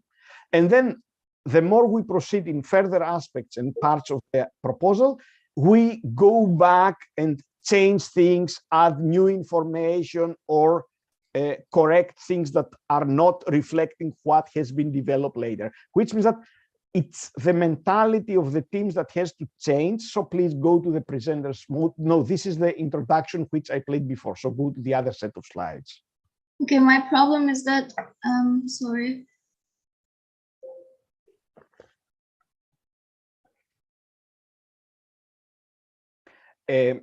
Now, this is something that it's not necessarily very apparent in our practices in teams, but this is certainly a winning factor so that you have at least efficiency in the way that you will come up with an application. Even if this application may be failing, at least you have developed some good processes and practices that you can deploy in the future when you will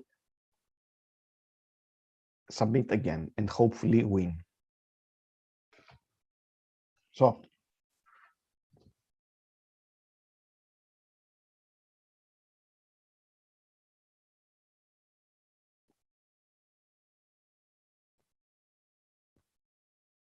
this is not the set of slides, it's the other one, the walkthrough, not the introduction.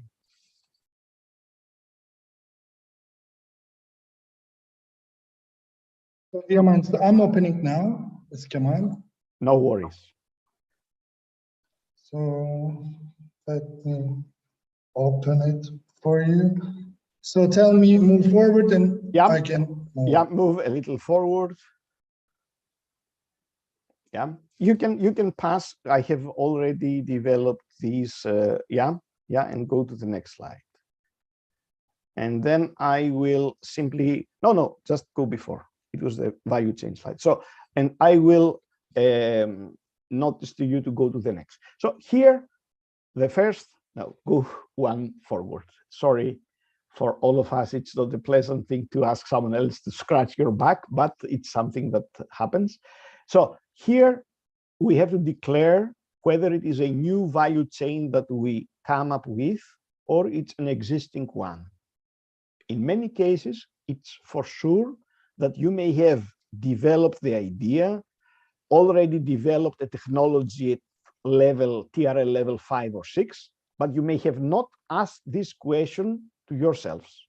Now, it's not a matter of just giving one answer and saying that, yes, it's a new value chain, or no, it's not, and putting some justification. The thing is that as you will be developing the other parts of the application, you may see there that there will be some contradictions. So you may come up to find out that though you claim that it is a new value chain, there is already an existing market that has been addressed by competitors. In that respect, it may not be a new value chain at all, which means that what is important, because it's like being in a forest or in a maze, and it's very easily that a team of people who prepare an application, they lose their orientation in this process. And in this respect, you may make an analogy that it is like playing an interactive game, and it's not like a process like we have been used to when we were writing research or innovation proposals. So here, the idea is that you can come up with an answer, claim that it is a new value chain, or it's not a new, provide some justification, but be ready anytime to come back. Next slide, please. Here, again, we have to declare the problem and solution definition. And first of all, is it a product? Is it a service? Is it a process? The thing is that whatever we may state may be against us, as we are used to listen when it might be an interrogation. But the thing is that we can always go back and say that, okay, we thought that it is actually a product, but actually it's not a product, it's a service. But don't expect that it will be a linear process, and that the more you progress and you leave back certain parts, it's good. It can be the case that you need continuously to go back in previous steps or in very early steps of the process and change your story. And the thing there is that because of this innovation loop that is promoted there, it is very perplexing and confusing. Many teams cared only to complete their applications, and they knew there that at certain points they were providing very weak arguments for what they were asked. But they were very happy because it was going over and they were completing it. This is not a good strategy for winning. So this is something that will help you end up together with the 4,820 failed applications. So if you are ready before submitting your application, that there will be this interactive game and you can continuously need to go back and forth, this is a good element because you will know there that there is nothing wrong about you and your idea. It's the process that demands this back and forth and this agile development. Go please to the next. Yep, please. So here we have to state what is our innovation. Okay, we can come up presenting the product or the process or the service, or actually talking about the innovation that this is related to or related with.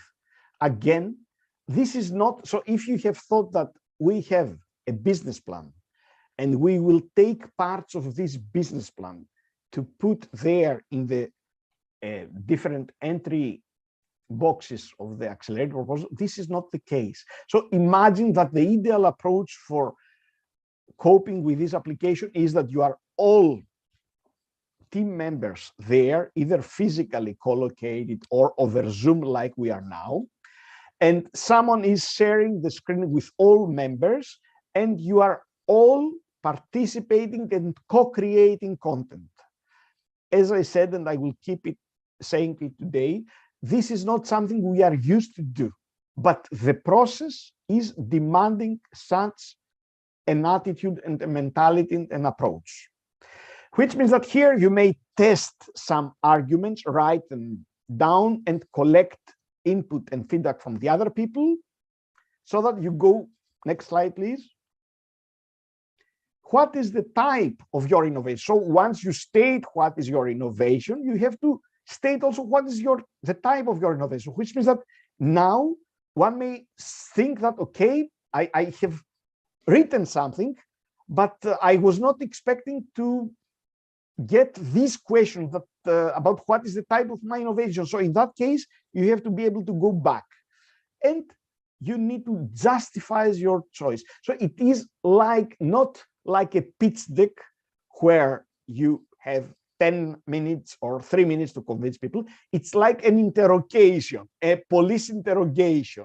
So someone is asking you, or like for people that have an academic background, it's like a defense of your thesis, be it a PhD thesis or a master thesis, where people can go back and forth into your thesis and ask any type of questions. So, and anytime you have to give the best, most convincing answers, which means that by definition, it's not a comfortable or a pleasant process, but you have to be ready to address this.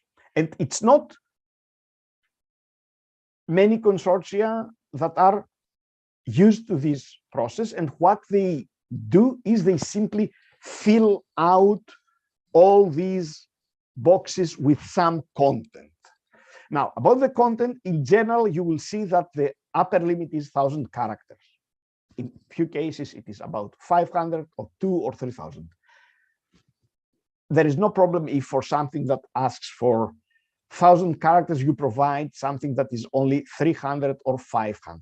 But the most important is how good is this content that you provide, how convincing, and how not simply chance-driven there that someone has simply filled it out. So it has to be very coherent.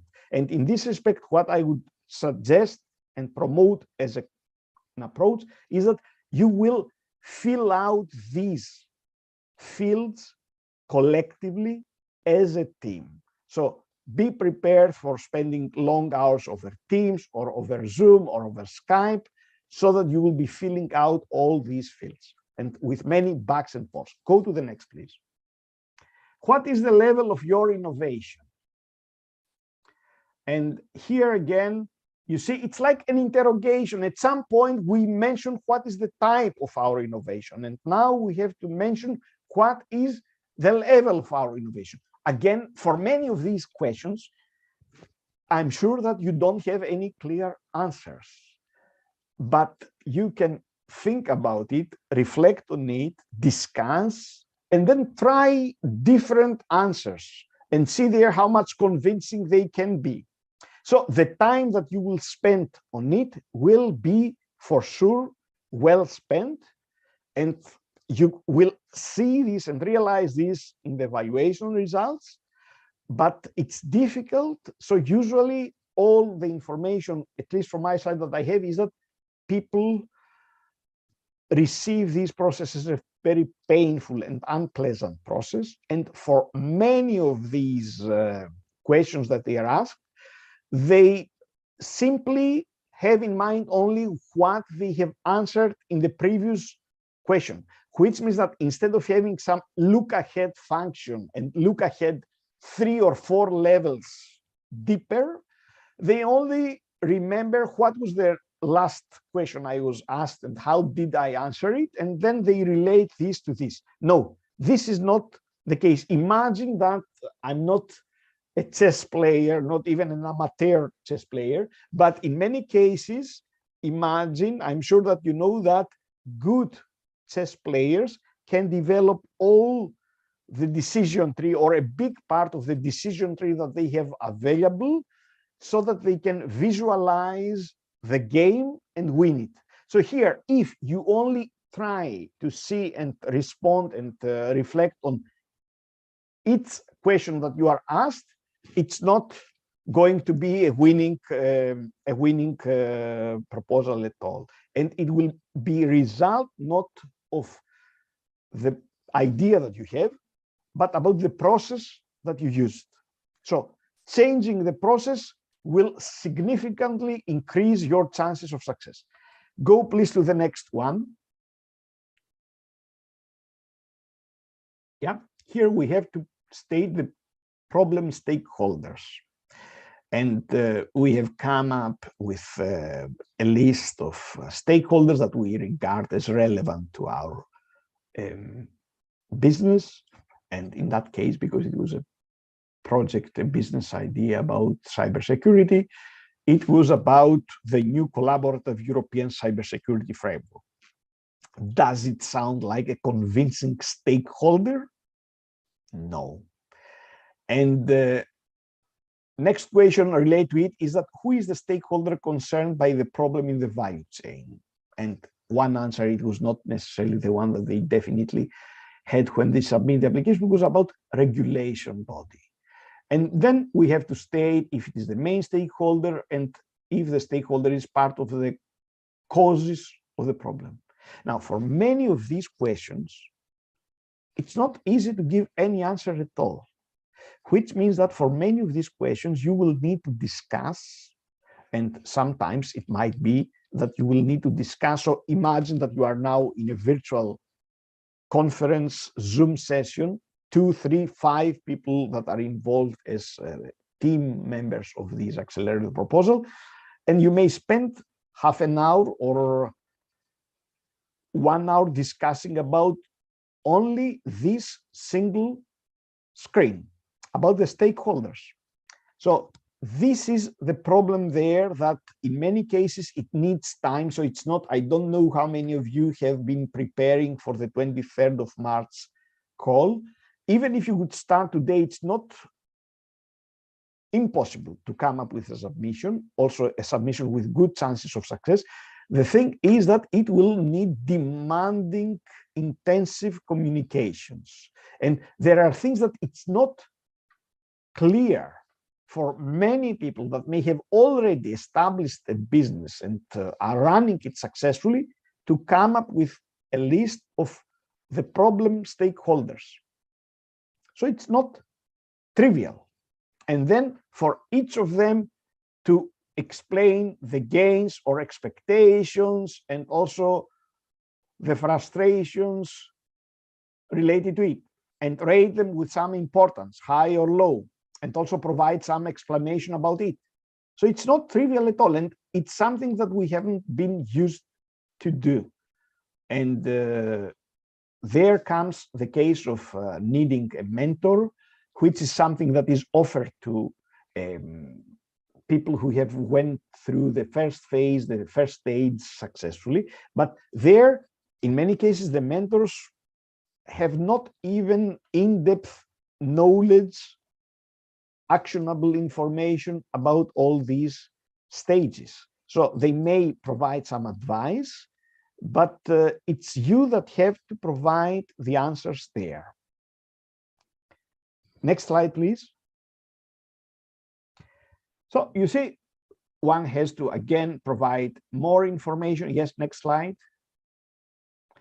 And then, yes, please, about this is now not about the problem stakeholders, but it's from the other side, the solution stakeholders, so that you can envisage that what you offer will be part of a business ecosystem. It's not necessary that it has to be an innovation ecosystem. And you have, from the one side, the problem space, and from the other side, you have the solution space where you offer some solution.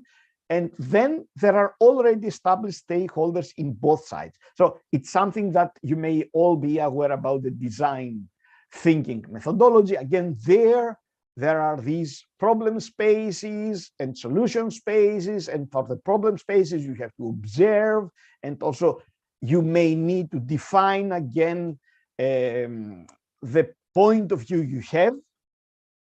In our case, this is the point of view we have in the market that we are about to enter. And also from the other side, we have the solution space with the stakeholders that are already established there. So one might say it's the customers, not necessarily. So it might only be one of the possible options to mention as stakeholders, as you now see the case of consumer and clients. And this is a list that you have specific options that you can choose from. And of course, you can come up with several stakeholders for the problem or for the solution. And it's not a good idea to only name one or two. So name as many as they are relevant to the business you are addressing. Next slide, please. Value proposition. Yeah, please. The main stakeholder concerned is facing the problem dissatisfaction, and here we have to state the main stakeholders problem. So imagine now that what I mentioned before, that in many cases we may forget what we may have mentioned 2 steps before, but we only try to provide an optimal answer to the current question. This is not going to help you much, which means that here you may need to envision the stakeholders that you mentioned before, and also come to address the value proposition that you provide to each of stakeholders' problems, main problems.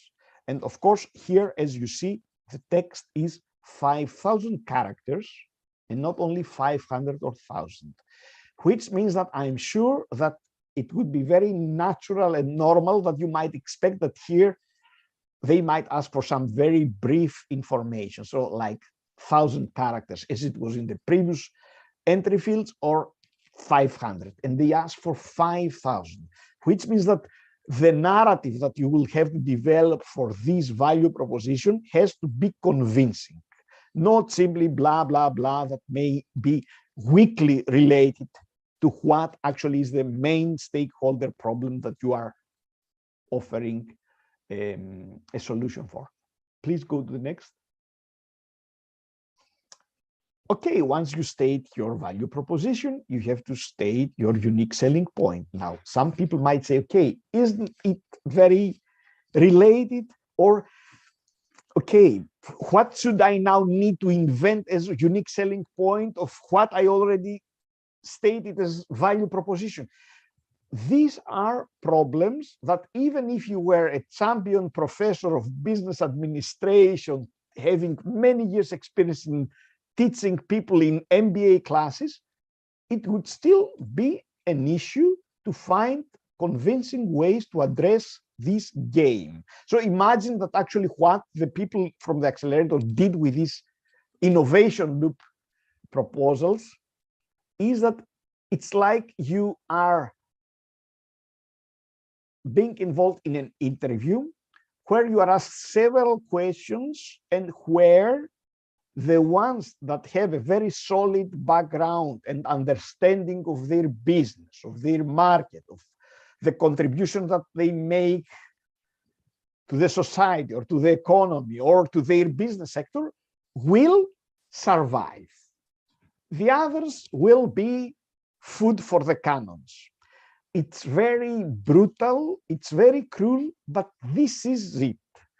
And in this respect, it may be that the attitude you can develop in your team is that, okay, it's like a war game or a war simulation, and anytime you have to be ready and come up with convincing answers, which means that at the point that you see there that, okay, we simply come up with content for the value proposition and then something about USP, but we lost visibility of what we are suggesting and whether this is convincing or this is simply blah, blah.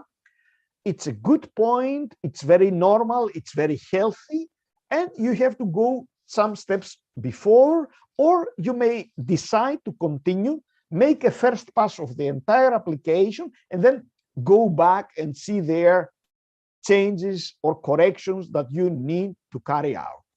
But don't think that going only once through the whole process and providing weak answers or just something that you invented to come up with for the different questions, it's a good way to have a potential winner application. No. So for me, it's very normal that at the point that you reach value proposition and you have to provide convincing answers about value proposition and unique selling point, and you don't have them, you can stop the meeting, take a rest for some hours or for one day in case you have still some good time, and ask people to do some homework, and then continue from this point onwards. Okay? But the thing is that it's a process, but for every part and every part of this process, you will be judged for the quality of the arguments you will provide. And the people who will be the evaluators will be very happy and excited to find weaknesses. So please go to the next slide, Kemal. So here again, in order to relieve his/her pain, the project name aims at solution by improving expectation gains. And again, the project name is the name that you gave to your business proposal. And here again, you have to name improvements to expectations that relate to the unique selling point and to the value proposition you have mentioned before. So I'm sure that if you have taken a rest before and you start now the process from here, you might say, okay, we may need again to go have some rest and come back after one day, or give up the process, or try to provide some very convincing arguments for the improvements to expectations we are going to introduce. I think that the most useful lesson or element you can take from today's presentation, from my side at least, is that it's the process that will make your proposal win. It's not whether your proposal has a good idea or the maturity of the technology you have or how big is the market that you address, but it's the process that you apply to prepare your application. With a good process, you may have a winning application. With a suboptimal or a weak process where you will only care to simply fill out the content and complete, it's not going to succeed. So please, next slide. And now, so you see, it's like an interrogation, a police interrogation, that there is someone killed and the police asks you questions so that they might find there some inconsistency. So the value proposition, and then you have to state the unique selling point. And then once you name the unique selling point, you have to present the improvement to expectations. And then at the end, again, we have to provide some arguments or some information about our unique positioning place on the market. I'm sure that many of you, or of all of us, would say, okay, haven't we answered this question? This was what they asked us about unique selling proposition. And now they are asking us about the unique positioning in the market. And how could we provide some good answer that it's not to repeat what we said before? So imagine now that we have to find some good way, and there is no case that you might copy good answers from some other proposal. So here we all, it's like real life. We all go solo our paths in our lives. And the only thing is that we can improve from mistakes we did before. And here it's actually better than real life because we can go back 2 screens or 20 screens back and change the information we provided. But we have to do it. So if you think there that, okay, our unique positioning place in the market is this and that, and you totally ignore what you provided before as information so that you can contextualize what information you give now with what information you gave before, or you will give in future screens, this is not a good idea. So please, Kemal, go to the next. So now, I'm sure that you may already feel exhausted, but actually it's very early on. The proposal is still in its first phases. Now we have to provide use cases of our solution. People might yet feel that, okay, it's too much. What we have, yeah, please. Just an interruption, Adiman. Just don't forget we're going to have a 10-minute break at some point because people have now been listening for a couple of hours. So try and feed it into your planning. Okay, so then after we go through these use cases, we can have, but I'm conscious also of the entire time limit. So we have about 45 minutes in general, which means that I think that it might be all worth that we will reduce the break or not have any break at all, and then leave some space for questions there.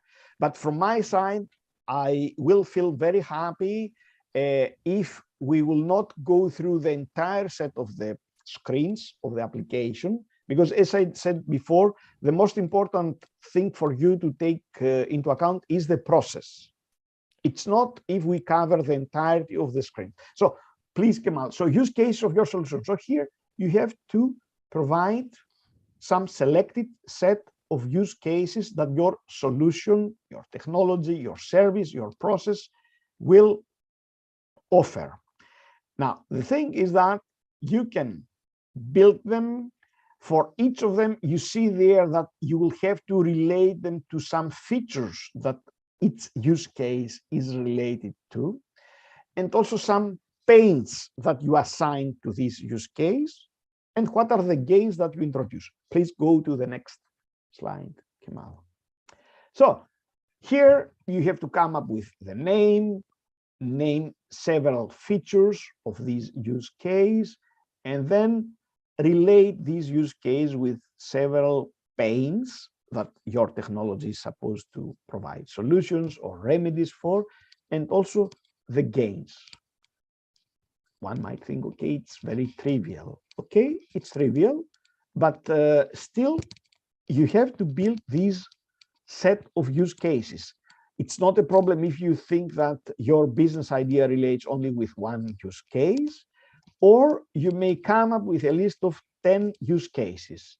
The thing is that practice will show you what is the right approach to take, which means that you may come up with one single use case, and then you see there that it's not convincing. Actually, it's not representative of your business, the single use case, and you need to elaborate and come up with several use cases. And it's not uncommon that in many cases people may think that the use cases relate to the features of the product we promote, or the services related to the infrastructure we are going to install. It's not necessarily the case. Use cases are use cases.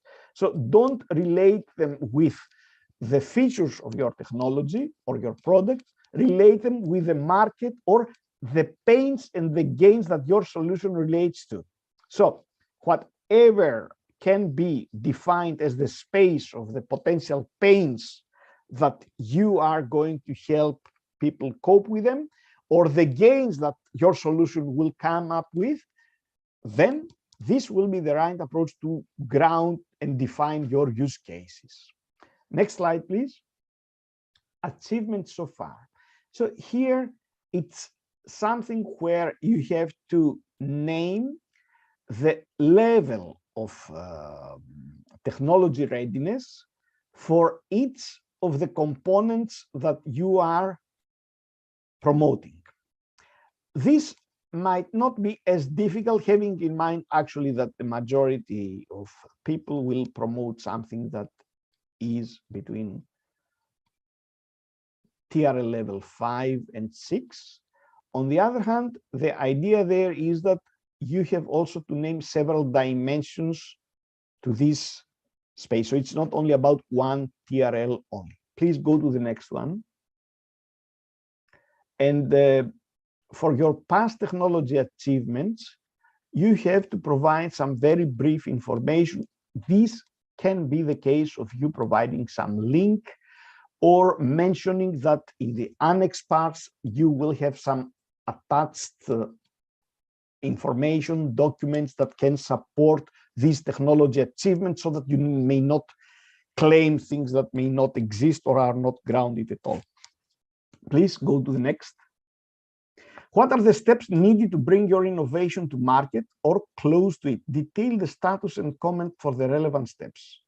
So again, here you will need to mention exactly which is the status that you plan to achieve in the project, and provide some comments and some explanation to it. Now, you see what I have also mentioned before, that at some point we are now trying to provide optimal answers to this question, while we may have forgotten what we have been asked before, and also we are ignoring what we will be asked in the future. Now, the thing is that whatever we may provide here as comments for the steps needed to bring our innovation to market may be in contradiction to what we stated before about the value proposition or the unique selling points or the innovation that we introduce to the market we are positioning ourselves within. Please, next slide. So, and here you can choose any of these levels. Please go to the next slide. Features. Here, the idea is that we have to enter for the development phase of our solution, features that provide information that, whether it is a disruptive technology and requires new or additional technology development, or it is based on a radically new idea without involving any existing technology that has been already developed. So here you may choose one of these two questions, and then again it will be different screens that you will be given access to. Please go to the next slide.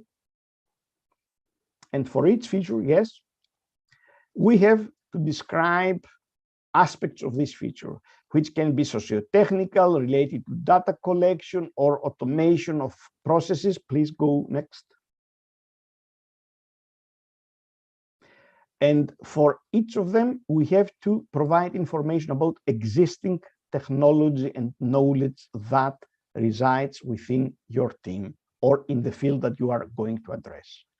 Again, 1,000 characters, it's not much, but it's not simply just providing any type of input. It has to be very relevant. Otherwise, for you that you will develop the content, you may feel comfortable because you have just filled an extra field and you are going now to the next one.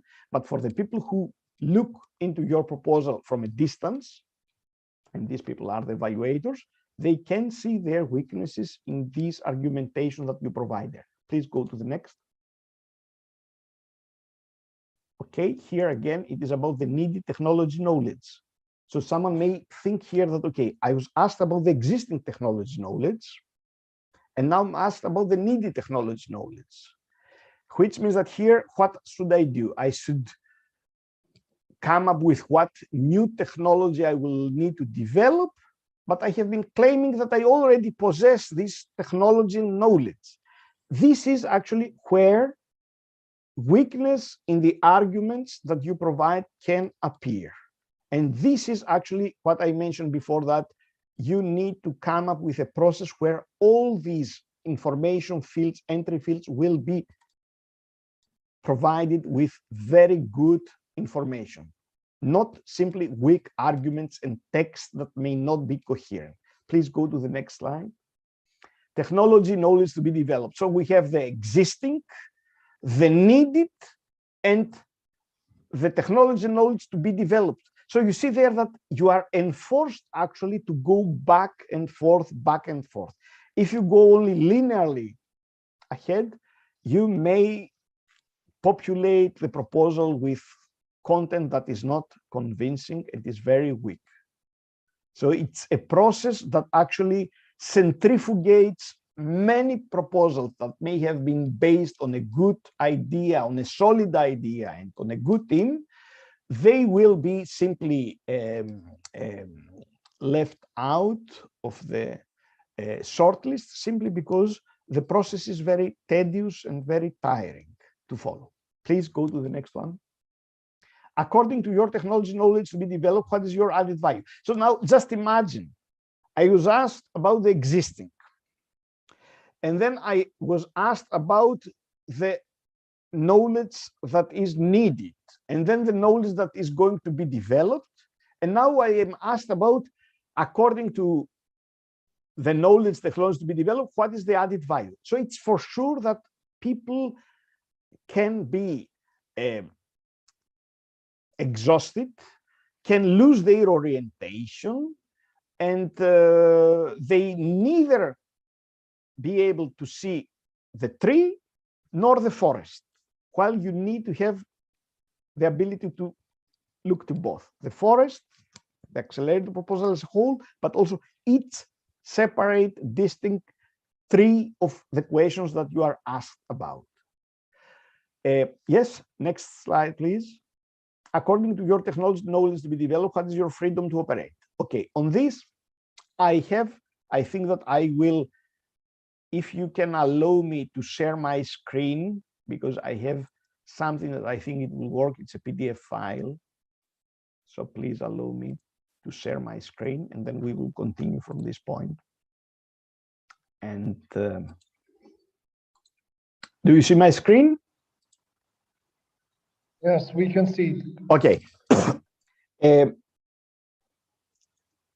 Freedom to operate. There is no template, so you can come up with a long text or a short text. It's not uncommon. In the past, one company, they were preparing for a proposal. They had a freedom to operate analysis that was more than 100 pages. I don't know which are numbers that you are considering as relevant, but more than 100 pages may have been too long, and even the evaluators may have not been expecting such a long FTO, while other teams, they didn't have any idea about how to cope with this freedom to operate analysis, and they might improvise with something that might be some few pages. Now, I present this only as an example of how you can differentiate yourselves while providing some good content and information. This is something that it's public information, so it's one company that they do this as a business. They provide, and there are many in Europe, internationally. And the differentiation here is that they promote the idea that you are introducing some new technology. So you have to choose 1, 2, 3 aspects of this technology. So FTO analysis doesn't need to be exhaustive.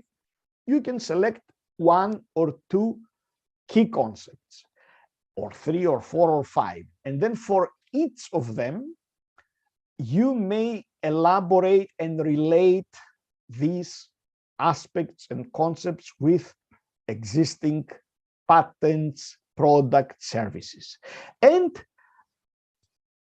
a reason that I am presenting this as a good example is that it's not very demanding from the text perspective. So it doesn't need to be a long document. You can use a format, a template like slides, like here.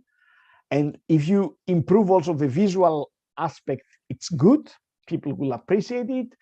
And then for each of these aspects, you can relate to specific documentation that you have found in your bibliography. And then you can still there use some good visualization so that you may show there that key concept 1 is related with a threat zone that is green, while key feature 2 is red, key feature 3 is yellow. So again, there is no single way to come up with a convincing FTO. But for me, I can suggest that if you try to use something that will not increase your load and your need to come up with resources for convincing documentation, but will actually win impressions of the evaluators, this would be very good. And so now you see for each of these key concepts, they explain why the threat zone is green or yellow or red. And from your side, you can use some other terminology, so not colors, but about low, medium, or high. So this is something that you can always experiment with different approaches and come up with something that will be convincing and will be possibly liked by the evaluators. But this is something that will end up into the documents that you will upload, while the pains that you will face about coming up with answers to your, please, Kemal, share again your screen, the pain that you have to face regarding the answers you have to give for each of these entry fields is there. But you can still win some cookie points, so to say, by having some better quality support material. Kemal, please, you can share again the screen. I see now a question. Bilal asks us, in the feature section, how can an answer be written if the feature does not yet have a relation with the FTO?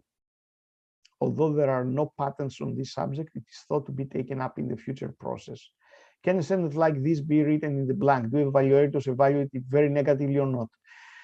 No, I think that being frank with evaluators will not be a problem. The problem is to be consistent with the information that you provide. So on this, feel very comfortable to be frank also for weaknesses. But if someone provides answers that they are not consistent with each other, this is a problem. So at the end, it might be like Olympic Games that at the end, the 144 that have won may have had both convincing and consistent answers. But the majority of proposals that fail, it's not because they don't have convincing answers. It's because they don't have any consistency in the different parts that they have to fill out information. So please go on, Kemal. Yes, yes, please. Yeah. So we have been through this. Yeah. So now, work plan. I feel we have only half an hour. We can even make a break because from my side, the important things about the process, I have already shared them with you. So what we are going. No yeah, worries. No yeah. worries. So no worries, Adamantios. Yeah. What I mentioned there is that it's the process that will make you, allow you to win. Yeah. Now no problem if you overrun a little either. Don't worry too much. So now about the work plan. I know that even from my presentation, you may feel very exhausted. So now imagine if you have to apply this process for those ones that have not yet started their proposal. If you have to apply this process in reality, it's very exhaustive. But it's very exhaustive if you are not prepared for it. If you see this as an adventure, as an interactive adventure, that you are having the luxury or the opportunity to play a game or simulate or emulate a game, you have the accelerator from the one side that asks you questions, and you have to come up with convincing answers, and you have the luxury to going back and improve answers you gave before. So now about the work plan. We have to edit the work plan, and it's the storytelling presenting the logical sequence of the work packages leading to the major deliverables of the project. I'm sure there that you might hate at the end, you might hate the terms narrative and storytelling, but this should not happen because these are terms that they are apparent also in other programs, not only the Accelerator. Even for the Horizon Europe Research and Innovation Actions, they ask for convincing narratives and storytelling. So please go to the next one. So work packages. Here, there is the standard that there are work packages related to management and market activities and development of the technology. So these are your standard work packages that you will have to include them in any case. And the idea there is that you have also the opportunity to create new work packages. Don't necessarily try to create new work packages unless you have some good grounding and idea about what these standard work packages will be exactly about. Please go to the next slide. So your initial market deployment activities covered by the investment component, and okay, go please to the next one. And you will be able to fill more information about these activities in the go-to-market part for the scale-up activities. Again, please go to the next. So these are routine steps that all your proposals will go through. Now, for each work package, we have to name it. Okay, this is one of the standard work packages, so it has a standard name. But for others, you may have the opportunity to come up with, invent a name. And then we have to provide objective of each work package, 500 characters. So if you are used in the objectives of work packages that we provide and present in Horizon Europe and in the past Horizon 2020 projects, this is not going to help you. So you may be very brief here. 500 characters is very little text. And then start month and end month, please go to the next. And it looks like you did not create a task for this work package, so you have to go then immediately, once you define a work package and provide this information, to go and create tasks for it. Go on, please, Kemal. And for each now task, we have to provide some text, task description, and name there the development level of the task and the effects on solution. And here, I would expect that the right thing to ask is, what are the effects on solution? I don't know. I don't have any idea. Which is actually, I think that all intellectually sane people and normal people would have this problem there, that they could not see there that for every task for which you may need to provide 1,000 characters for task description, you need to relate the effects of this task on the solution. But imagine that you are in a business context and you go and ask your boss or the CEO of your company for something. And then your boss may have all the good reasons and rights to ask you, what will be the effects of these things that you are asking me to finance on the solution, on our business, on our technology? Which means that in this respect, see this as an opportunity to not present or include tasks that are not having any relevance or have very marginal or little relevance to your business. In this case, if tasks you name and introduce are not having any effects on the solution, you should get rid of them. There is no need that the Commission will finance such tasks. Please go to the next one. Now, you see there that it's not a very pleasant process. It's a very tiring, exhaustive process. And now that we managed to name work packages and tasks, we're asked about assignment of features, which means that for each of these work packages, we have to relate them with use cases and with features of the use cases. Which means that at some point we may have made some mistake in the past. We may have come up with use cases that may be worthless, or features that are of no value, little value, or marginal value.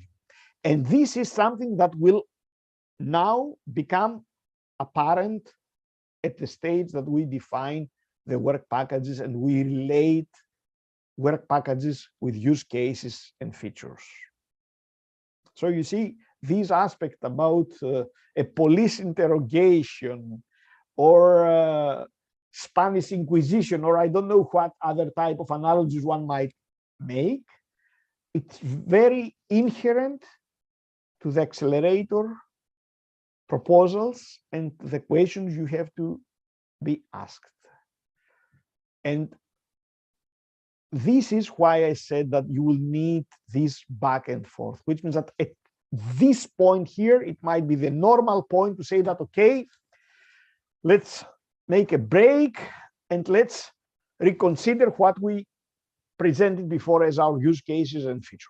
Otherwise, we will continue enriching with content some structure that is not going to make any sense to the people who will evaluate it and will see there all these weaknesses and the very weak argumentation we have. Okay? But I strongly believe that if you change your mind and you regard this process as an adventure, something like a game that you have to play all members of your team, I'm sure that you will heavily increase the chances of success. Okay. Quick question from Ayhan Advantios. Should the work packages be related to R&D studies, or is planning work packages for regulations or clinical trials or marketing logical for Accelerator? Yeah, it's as the aim is to achieve the improvement of a product from TRL 5 to 6 to TRL 8 to 9. Yeah, I would rather say it's the second. So it's not about technology development, and actually research might be a term that you should be very cautious how to use it at all. If we imagine there that for the normal research and innovation projects, for innovation actions, research is something that we should keep very limited. Here, it might be a term that we should possibly also avoid using, unless we have some good ground there. For instance, that in order to have some prototype being certified as a medical device, that you may need to carry out some type of research that otherwise you might not be able to carry out. But you may need to show there that the market is there and there are investors, but it is only that you lack financing for something that still, it's not only market development, but it's also some type of research. Okay? Which means that there is space for special cases and for exceptions, but they have to be very consistently supported and presented and grounded. Please go to the next Kemal. Now, we did present the features, we did the assignment of features, and now we are still needing for each work package and task to name deliverables, their nature, dissemination level, type, and delivery months. Now, the thing is that don't necessarily think that presenting too many deliverables is a good idea. So deliverables can be very few, but they have to be very worth to include. So don't necessarily come up with an idea of having many work packages, and for each work package we have several tasks, and for each task to have also 2-3 deliverables. No, it can be the case that for a single work package you may have only 1 or 2 deliverables. Please go to the next. And now for each of these tasks we have to provide some information about costs. This is not related with person months like in other projects where we might claim. So this is about providing a figure there of the costs and an amount, and also a description, which means that if you now invent cost types, cost elements in order to increase the budget for these tasks and for these work packets, it's not a good idea.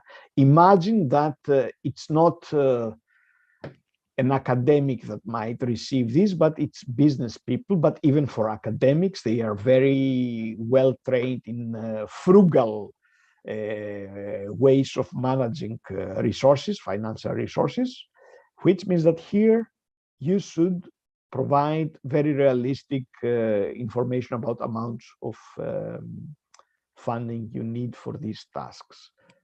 Yes, please go to the next one. Milestones. So now we have to declare milestones. It's nothing new. We have milestones also in the normal routine research and innovation projects. Go please to the next one. And the thing here is that for each milestone, we have to provide some description. Again, this is not new, but milestones are related again with technology readiness level, which means that having this in mind, you have to think again about what type of milestones you are going to introduce. So milestones in normal projects, there can be at some point by month 6 or by month 12 that we have collected all the requirements, or that we have made a validation with pilot users, or with the target partners that we have as users in a project. So this is not the case here. So milestones have to be related with TRLs. Please go to the next one. Team. Yes, please go to the next one. So here you have to build a team, and for each team member, provide a role that they have, associate each member with some domain of expertise, and with some work package that they will be involved with. Now, the thing is that there is no problem if you have a very small team of 2 or 3 people.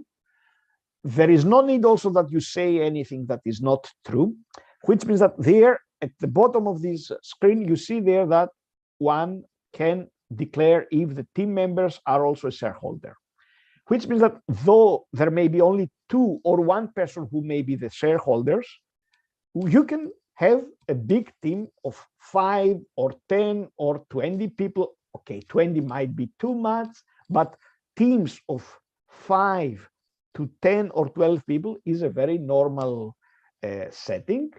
And it shows there that you have a good idea about how to grow your business by involving several people. Few of them can be members of the shareholders team.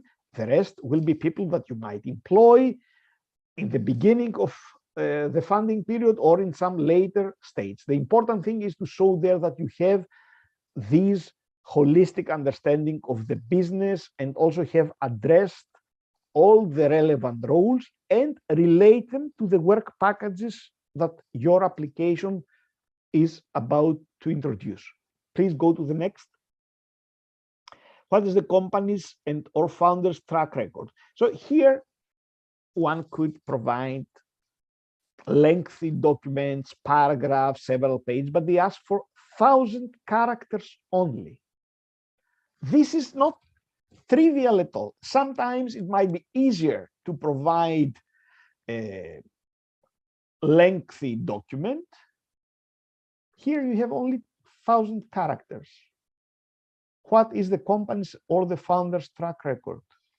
Which means that even though the text is very short, it needs to be very well thought and prepared, and it might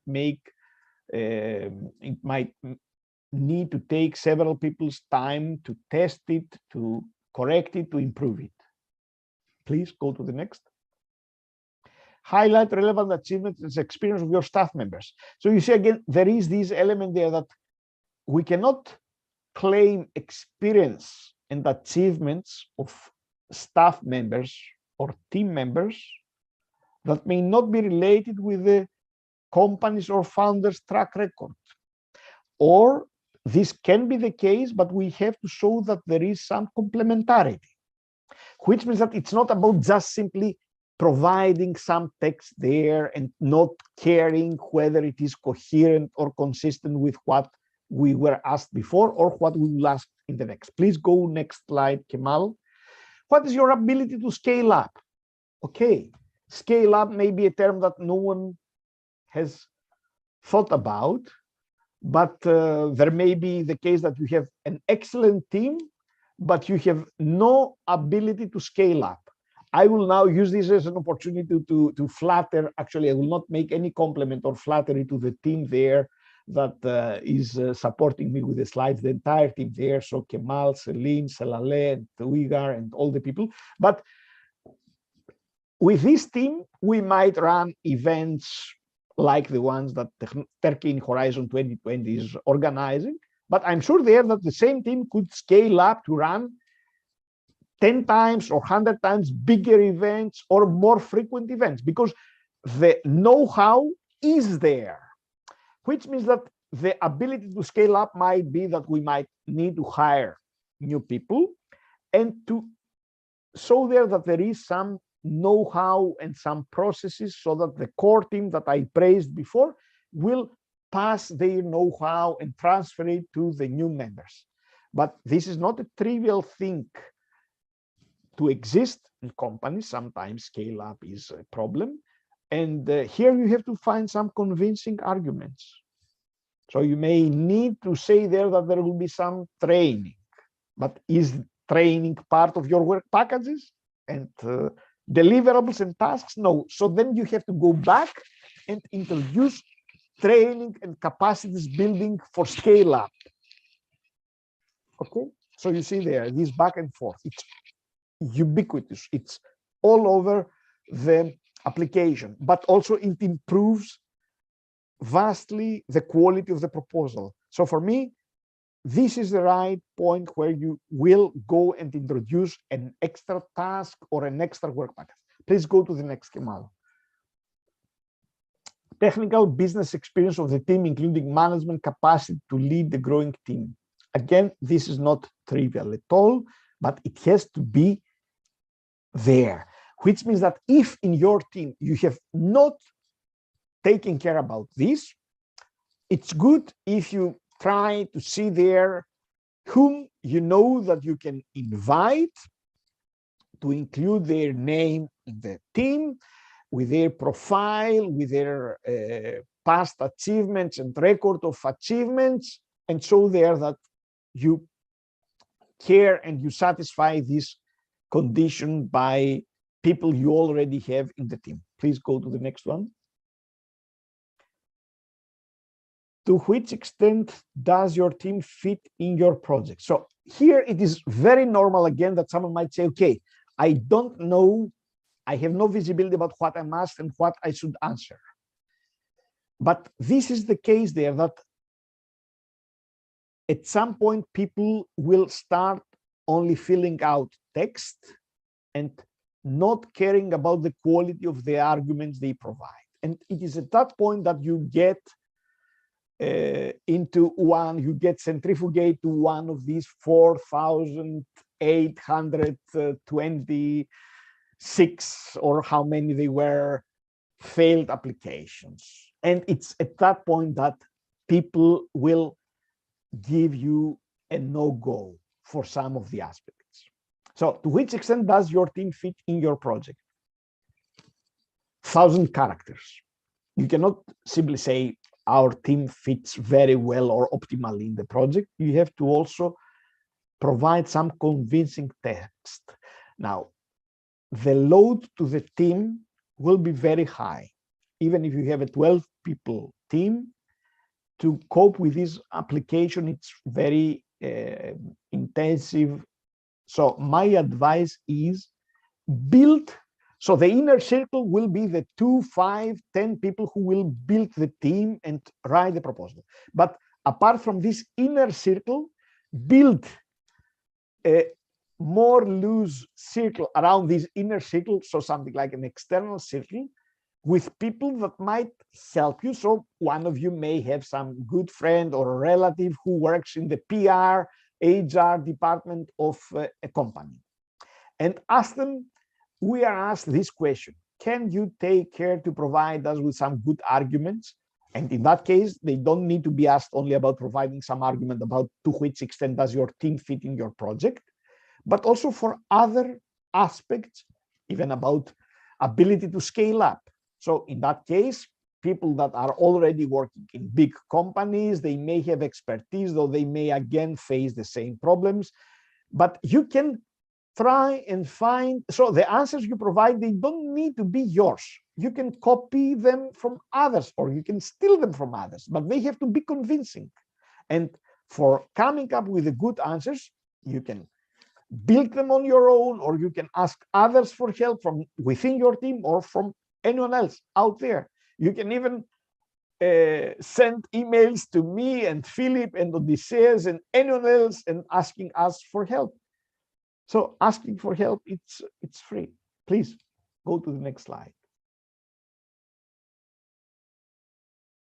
Do you have the team you need to implement the action? If not, what competencies, skills are missing and how will you acquire them? Yes, no. Are there any workforce skills related issues that could compromise the ability of a project partner to exploit the innovation? Again, yes, no. Which means that it's a very intensive case.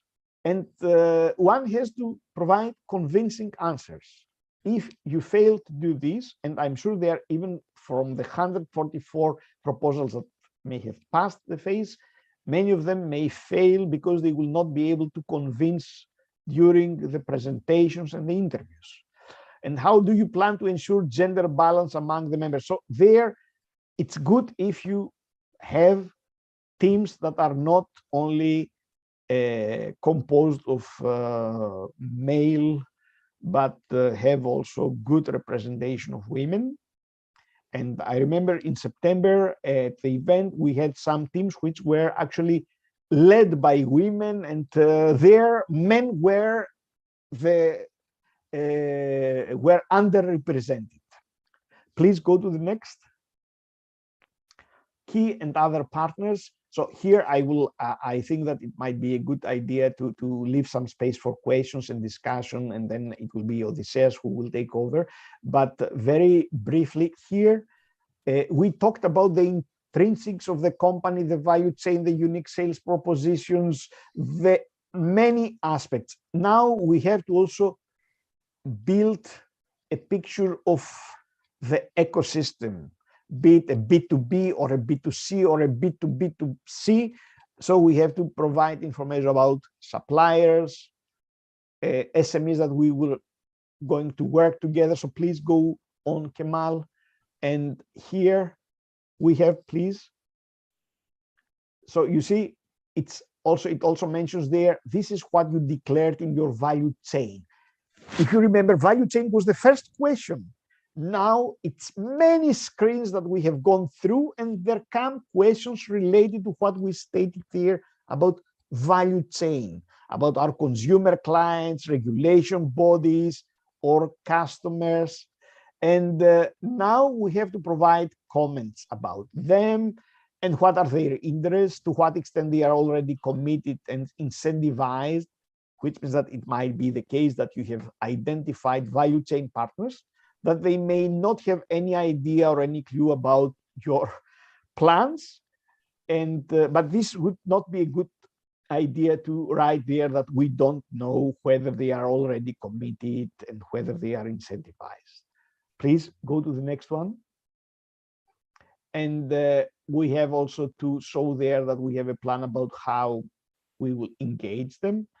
And in case, for instance, we have end user organizations in the project, or there are end user organizations outside of the project that will be consulted, there is no need. Usually the majority of applications, they would not go for an end user being involved in the project. It would be outside of the project and will be consulted. But it is always possible that the applicable case will be the third, like no end user in the project or consulted. So I think that I don't know how many screens are still left. It's not that they are few. As I said, it's a very tedious process, but it's all worth that you go through it, not only because if you win, there will be some really good funding for you there, but it is also because through this process, you can increase the competence levels of your teams. And the result of this process, it's not only that you may have submitted an application that can be used for other purposes or other contexts. So for instance, in case you would like to submit a business plan, elements that you prepared here, you can use them for other occasions also, but you can have a better understanding of your business after you go through this process, which means that there is certainly a pain, but also there is a gain. And from the experiences I had from people who submitted, it was unpleasant, it was exhaustive, but no one thought that it was not worth. The problem was that they were not ready to change the processes and the practices. But now, if you make use of what I mentioned to change the process that you will apply, I think that you may have good reasons to be optimistic. So that's from my side.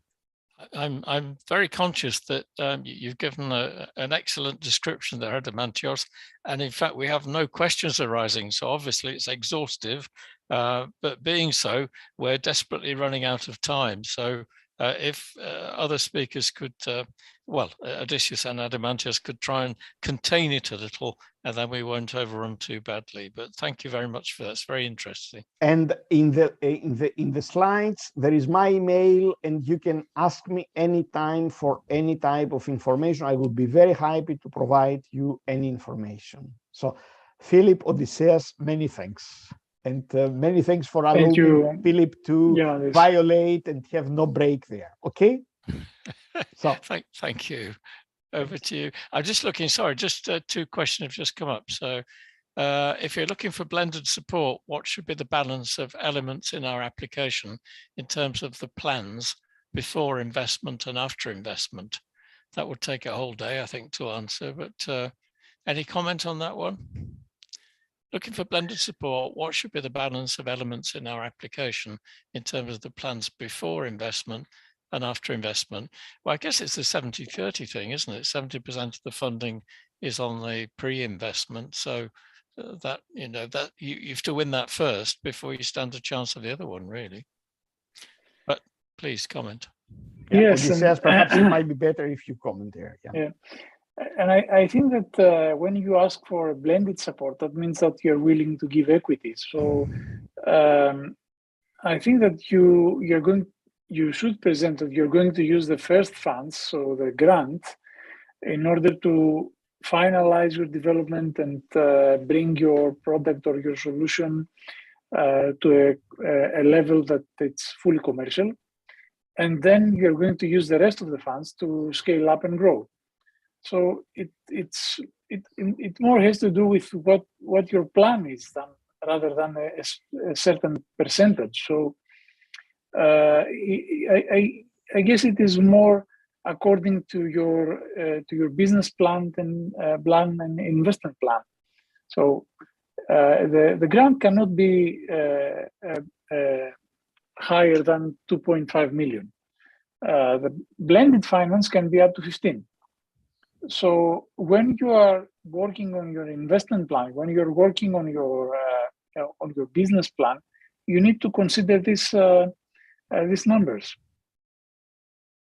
You don't have necessarily to go for 15 million, by the way.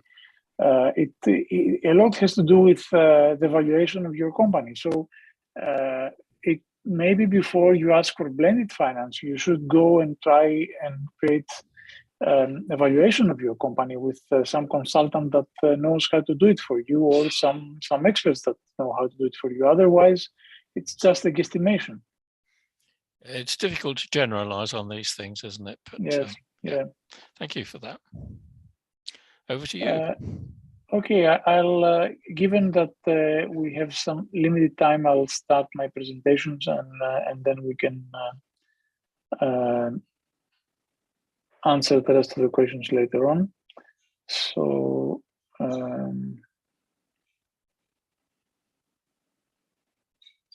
I suppose you can see my presentation now, right? Okay. I can see it. I take that as a yes. I go fast through the process. I think we have already discussed that. So once you submit the short application, and if this short application is successful, you are invited to submit the full application. And if again this full application is successful, you are invited to a jury panel interview. Now this jury panel interview will give you 10 minutes to pitch, 30 minutes for questions and answers from the panel review from the reviewers. And then the panel will have about 25 minutes to discuss among themselves if your proposal should go, should take a grant. Take a note that 40% of women CEOs are invited to interview. So there is a point there to make, but that doesn't mean that you should try to hire a woman as a CEO if this is not your plan. That should be organic.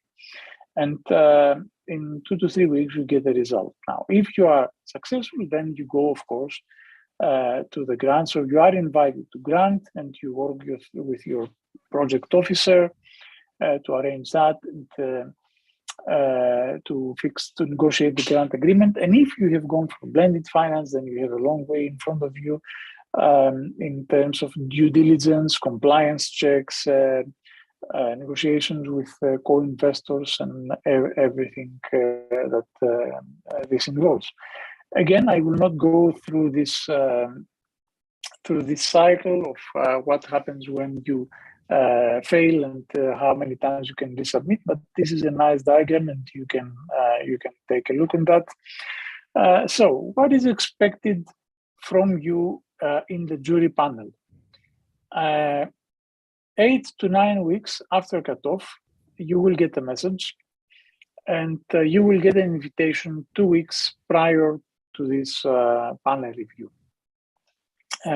usually that happened before COVID in Brussels, so you are invited in Brussels, otherwise remotely. Remotely, believe me, it isn't very good. It's not very good for the reviewers. It's not very good for the presenters either. There are three members of the company can attend, and we have a jury of maximum 6 jurors, 6 reviewers. On top of that, we have a moderator coming from the EIC fund, that we may have observers from investors or from venture capitals if you have opted for blended finance. In this, we have a rapporteur, which is basically somebody from either the commission or through from a contractor of the commission that keeps notes and makes sure that everything is recorded.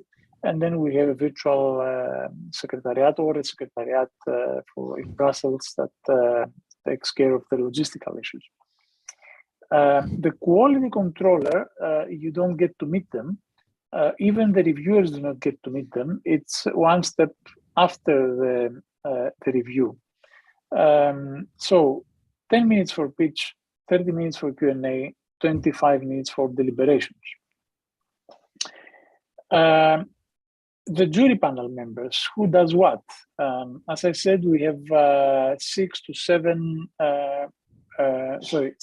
jury members maximum. Each jury member will have up to 7 proposals to review. All jury members read all the proposals. So it is their obligation to read thoroughly the proposals. However, one of the jury members takes the lead in 1 or 2 proposals and studies the proposal more carefully. And he or she is the one that will brief the rest of the reviewers before you are allowed to the review. So the briefer has let's say a better understanding of the proposal because he or she has spent more time with the proposal and read it more carefully. Not necessarily an expert on the topic. So reviewers mainly will look at the business aspects of the topic. They will not go into the scientific and technical aspects. We assume that this has already been done by during the review of your proposal. And there is always a moderator and a rapporteur. The moderator is again maybe you're the project officer of the commission, and they will explain the evaluation rules, support the applicants through the Q&A session, and they will help the reviewers reach a decision. And they will also draft the evaluation report. As I mentioned, there is always a secretariat that's for logistical purposes, so not particularly important in the process, in the actual process. And the quality controller, this is an important role. Once the reviewers have completed their evaluation report, that goes to the quality controller. So once we have the what we call the consensus report, so all reviewers agree on a common report, and we have one single document of evaluation, then the quality controller takes a look at this document and may identify some inconsistencies. If necessary, the quality controller sends back the review to the reviewers, to the panel, to correct some wording, to add more justification, even to correct some grades if they don't feel right or if they're not adequately justified. And this is because the Commission wants to ensure the consistency and quality of the reports. So, in terms of what we expect proposers to cover. So you need to cover feasibility, you need to cover the market potential, the growth, performance, and your team. These are necessary. That depends, of course, on the status of your startup, of your company. where are you at this stage? There are no preset questions for evaluators, just clarifications of proposals based on specific aspects of the award criteria. So the reviewers can ask anything they like. Who are the experts? Usually we have, excuse me. So who is assessing the proposal? When you submit your proposal, you are invited to select the 3 keywords, up to 3 keywords during the submission. Now, these 3 keywords, along with the artificial intelligence intelligent platform of European Commission, will allocate the proposals to evaluators based on these keywords and, of course, the profiles of the evaluators and the panel reviewers. So each expert, 3 keywords, 3 sub-keywords. This is how experts are assigned to the proposals. So be careful when you write these keywords into your applications to make sure that they correspond to innovation, your service, your product, and make sure that you are describing the market or the niche market you are targeting, and try to make the best use of terms that you can so that you get the most relevant reviewers. How it works. The jury panel members receive all proposal documents 2 to 4 weeks before the interview, and each jury member usually evaluates 5 to 8 proposals. The max time that you have to spend per proposal is 4 hours. Beyond that, you only spend more hours if the proposal is too good that you feel that you need more time to study it, and you need to justify it, or if in an extreme case. So you try to keep your time. The reviewer tries to keep his time under 4 hours. Otherwise, it doesn't make any sense. Every proposal has a briefer, as I already explained, and this briefer presents the proposal to the rest of the reviewers. Now, what jurors study? Of course, jurors read all the documents, but especially the financial aspects, the financial plan that you have in your EIC proposal. We can see evaluation results from the previous step. We can see any annexes, we can see the short and full application. So we need to go deep to the feasibility of the proposal. What reviewers focus? Quality of effectiveness of a business model, and especially the revenue models. How are you going to earn money? How innovation will impact the company financials. So what you are suggesting will actually have an impact, or it's just innovation for innovation. The feasibility, technological feasibility, practical feasibility, economic feasibility, and of course the scalability of the model. How easy is it to scale up? The team, if the team is experienced, if it's achieved, if it has all the members and all the roles that we need, if it has any strengths, any weaknesses, and of course, very important, the company ownership and the capital structure. If you have any potential investors already invested, then a letter of interest or letter of investment or customer support may be helpful, and it may act in your benefit. So a list of non-all-inclusive questions. So questions are open, as I already said. These are just typical questions. So don't stay just here, but these questions are just to give you an idea. Questions about your competitive advantage. So why you are different than your competitors. Of private investors, if you have any, how many money they have invested. So the structure of the company. Patents and IP is always very important. how are the founders well positioned to find investors? So do the founders have a good network? Are they strong in this ecosystem? What are the risks? Is there a pricing strategy for the product? Again, in combination, of course, with the revenue strategy. And customer acquisition costs. How much does it take to acquire a client? The company profile and any, let's say, weak points in the profile. If the profile doesn't seems too generic, or if it's not targeted to the company that to the sector that we're targeting. Any agreements, distribution agreements, partnership agreements, consortium partnerships for collaboration in other projects, in research, in investment, anything that you can bring that can strengthen your position. And of course, if there is any post-project exploitation strategy between if you are participating with two companies, or if you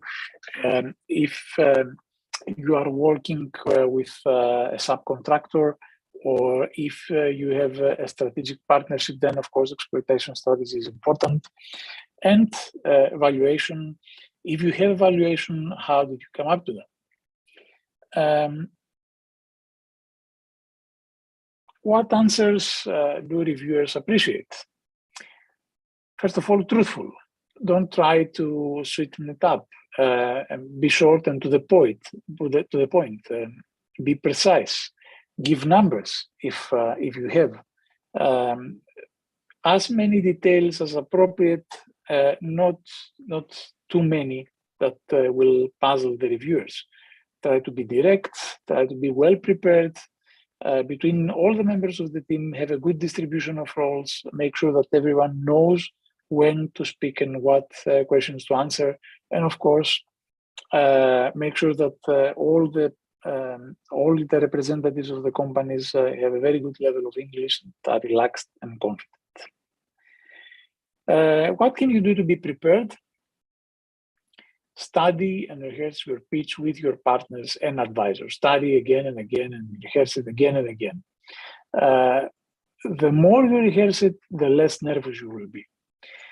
Be careful with your body language. It's very difficult online, and it's not the same. We all understand why it's not the same. So you need to be extra careful when you're doing that online.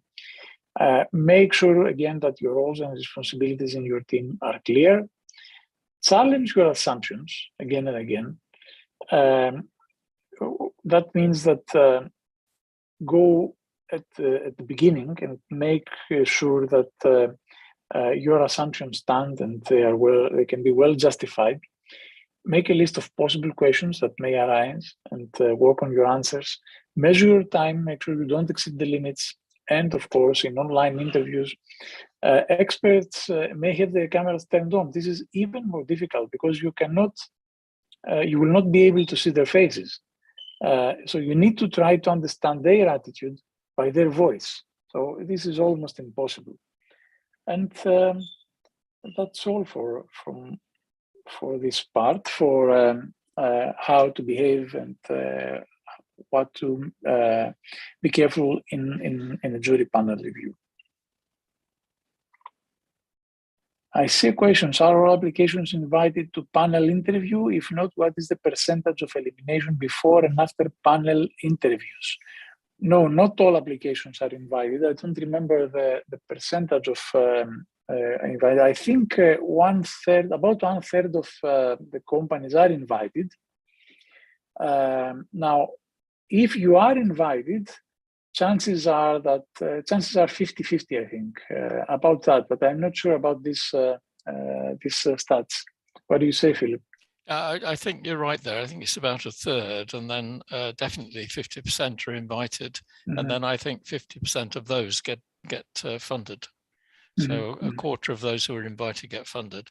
As we said earlier, all of the people invited to the panel will get the Seal of Excellence under the new rules.